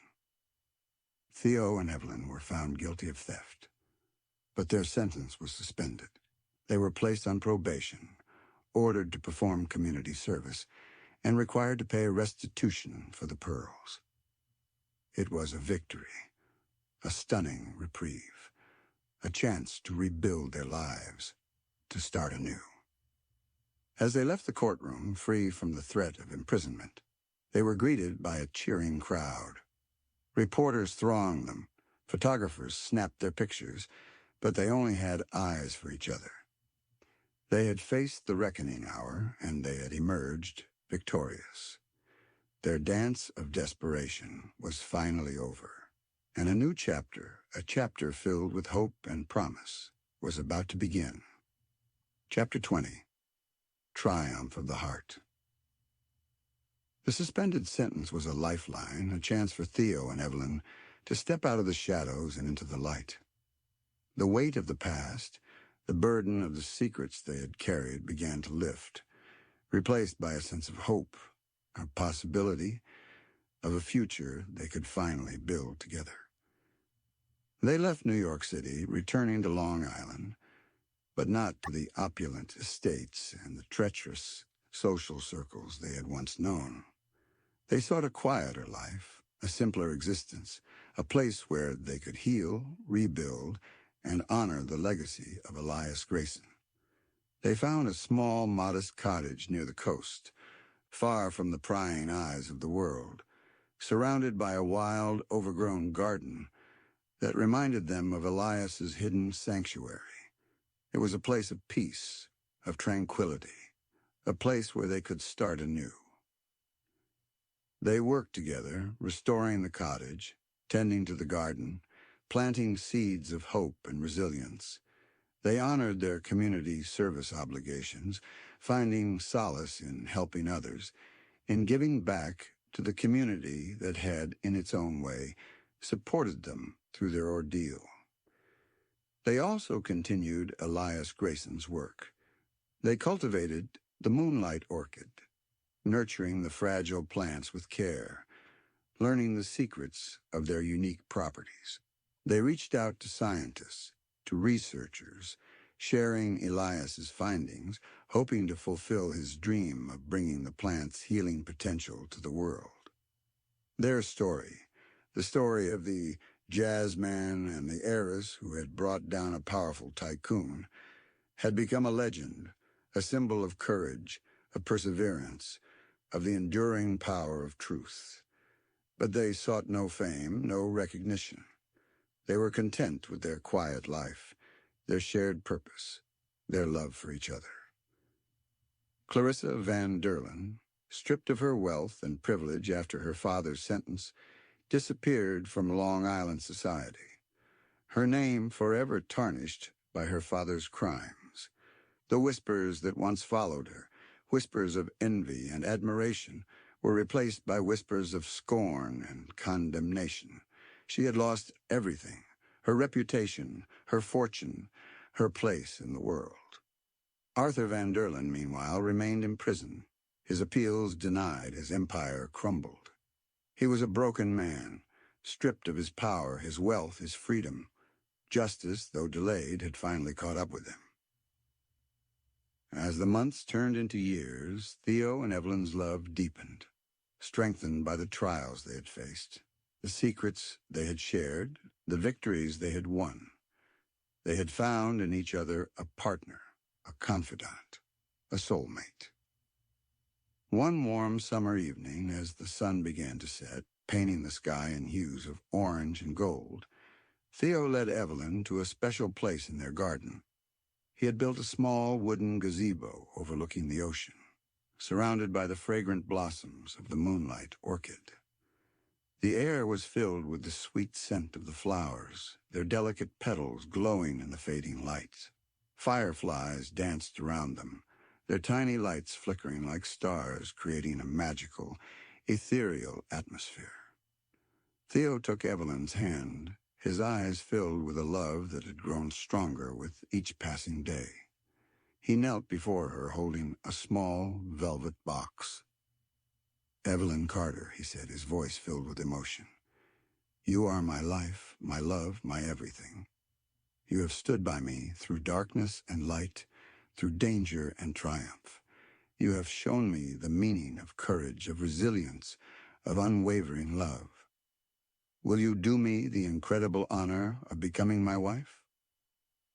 Tears welled up in Evelyn's eyes, tears of joy, of gratitude, of a love that had defied all odds. She nodded, her voice choked with emotion.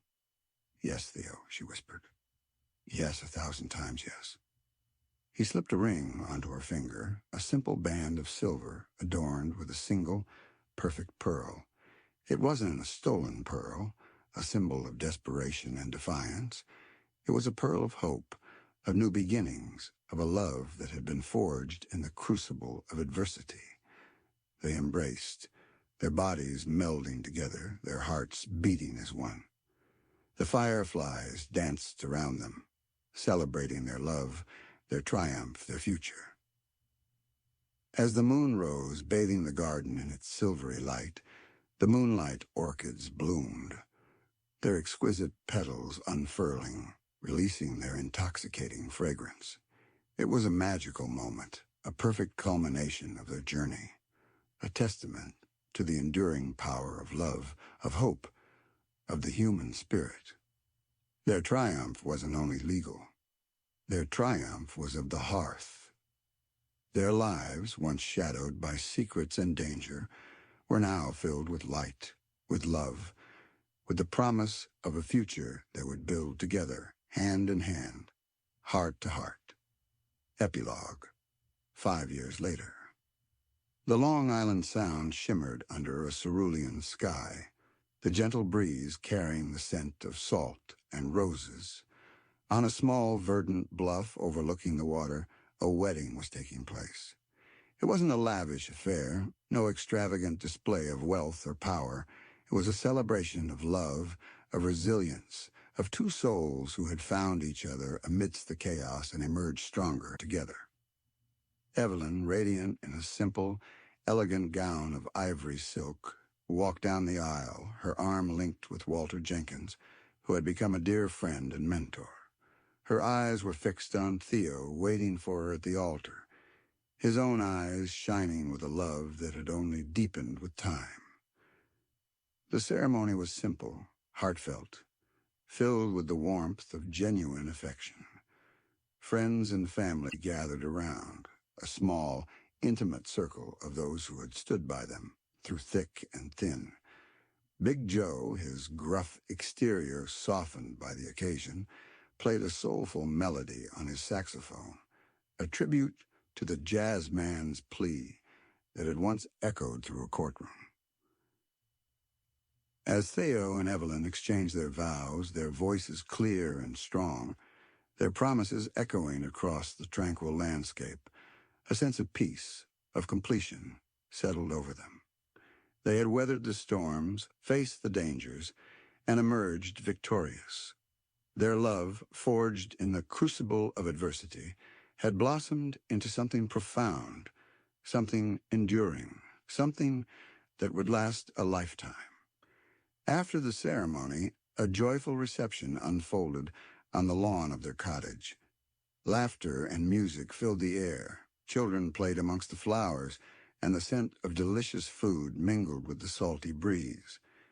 It was a celebration of life, of love, of new beginnings. The moonlight orchid, a symbol of their journey, was everywhere. It adorned the tables, wove through the bridal bouquet, and graced the small wooden gazebo where Theo had proposed. The research on the plant's medicinal properties had progressed significantly, thanks to their dedication and the support of several scientists who had been inspired by Elias Grayson's story. A foundation had been established in his name, dedicated to furthering his research and making its benefits available to all. As the sun began to set, casting a golden glow over the scene, Evelyn and Theo found a quiet moment together, stealing away to the gazebo, their sanctuary. They stood hand in hand, gazing out at the ocean, their hearts filled with gratitude and love. "We did it, Theo," Evelyn whispered, her voice filled with emotion. "We finally did it." Theo smiled, his eyes reflecting the golden light of the setting sun. "We did it together, Evelyn," he said. "And this is just the beginning." He leaned down and kissed her, a slow, sweet kiss that sealed their love, their commitment, their future. As darkness fell, the fireflies emerged, their tiny lights dancing around them, a magical, ethereal display. It was a reminder of their journey, of the shadows they had overcome, of the light they had found in each other. And as they stood there, bathed in the moonlight, surrounded by the love of their friends and family, the scent of the moonlight orchids filling the air, they knew that their triumph was complete. Their hearts were full, their future bright, and their love, a beacon of hope, would continue to shine for all the years to come.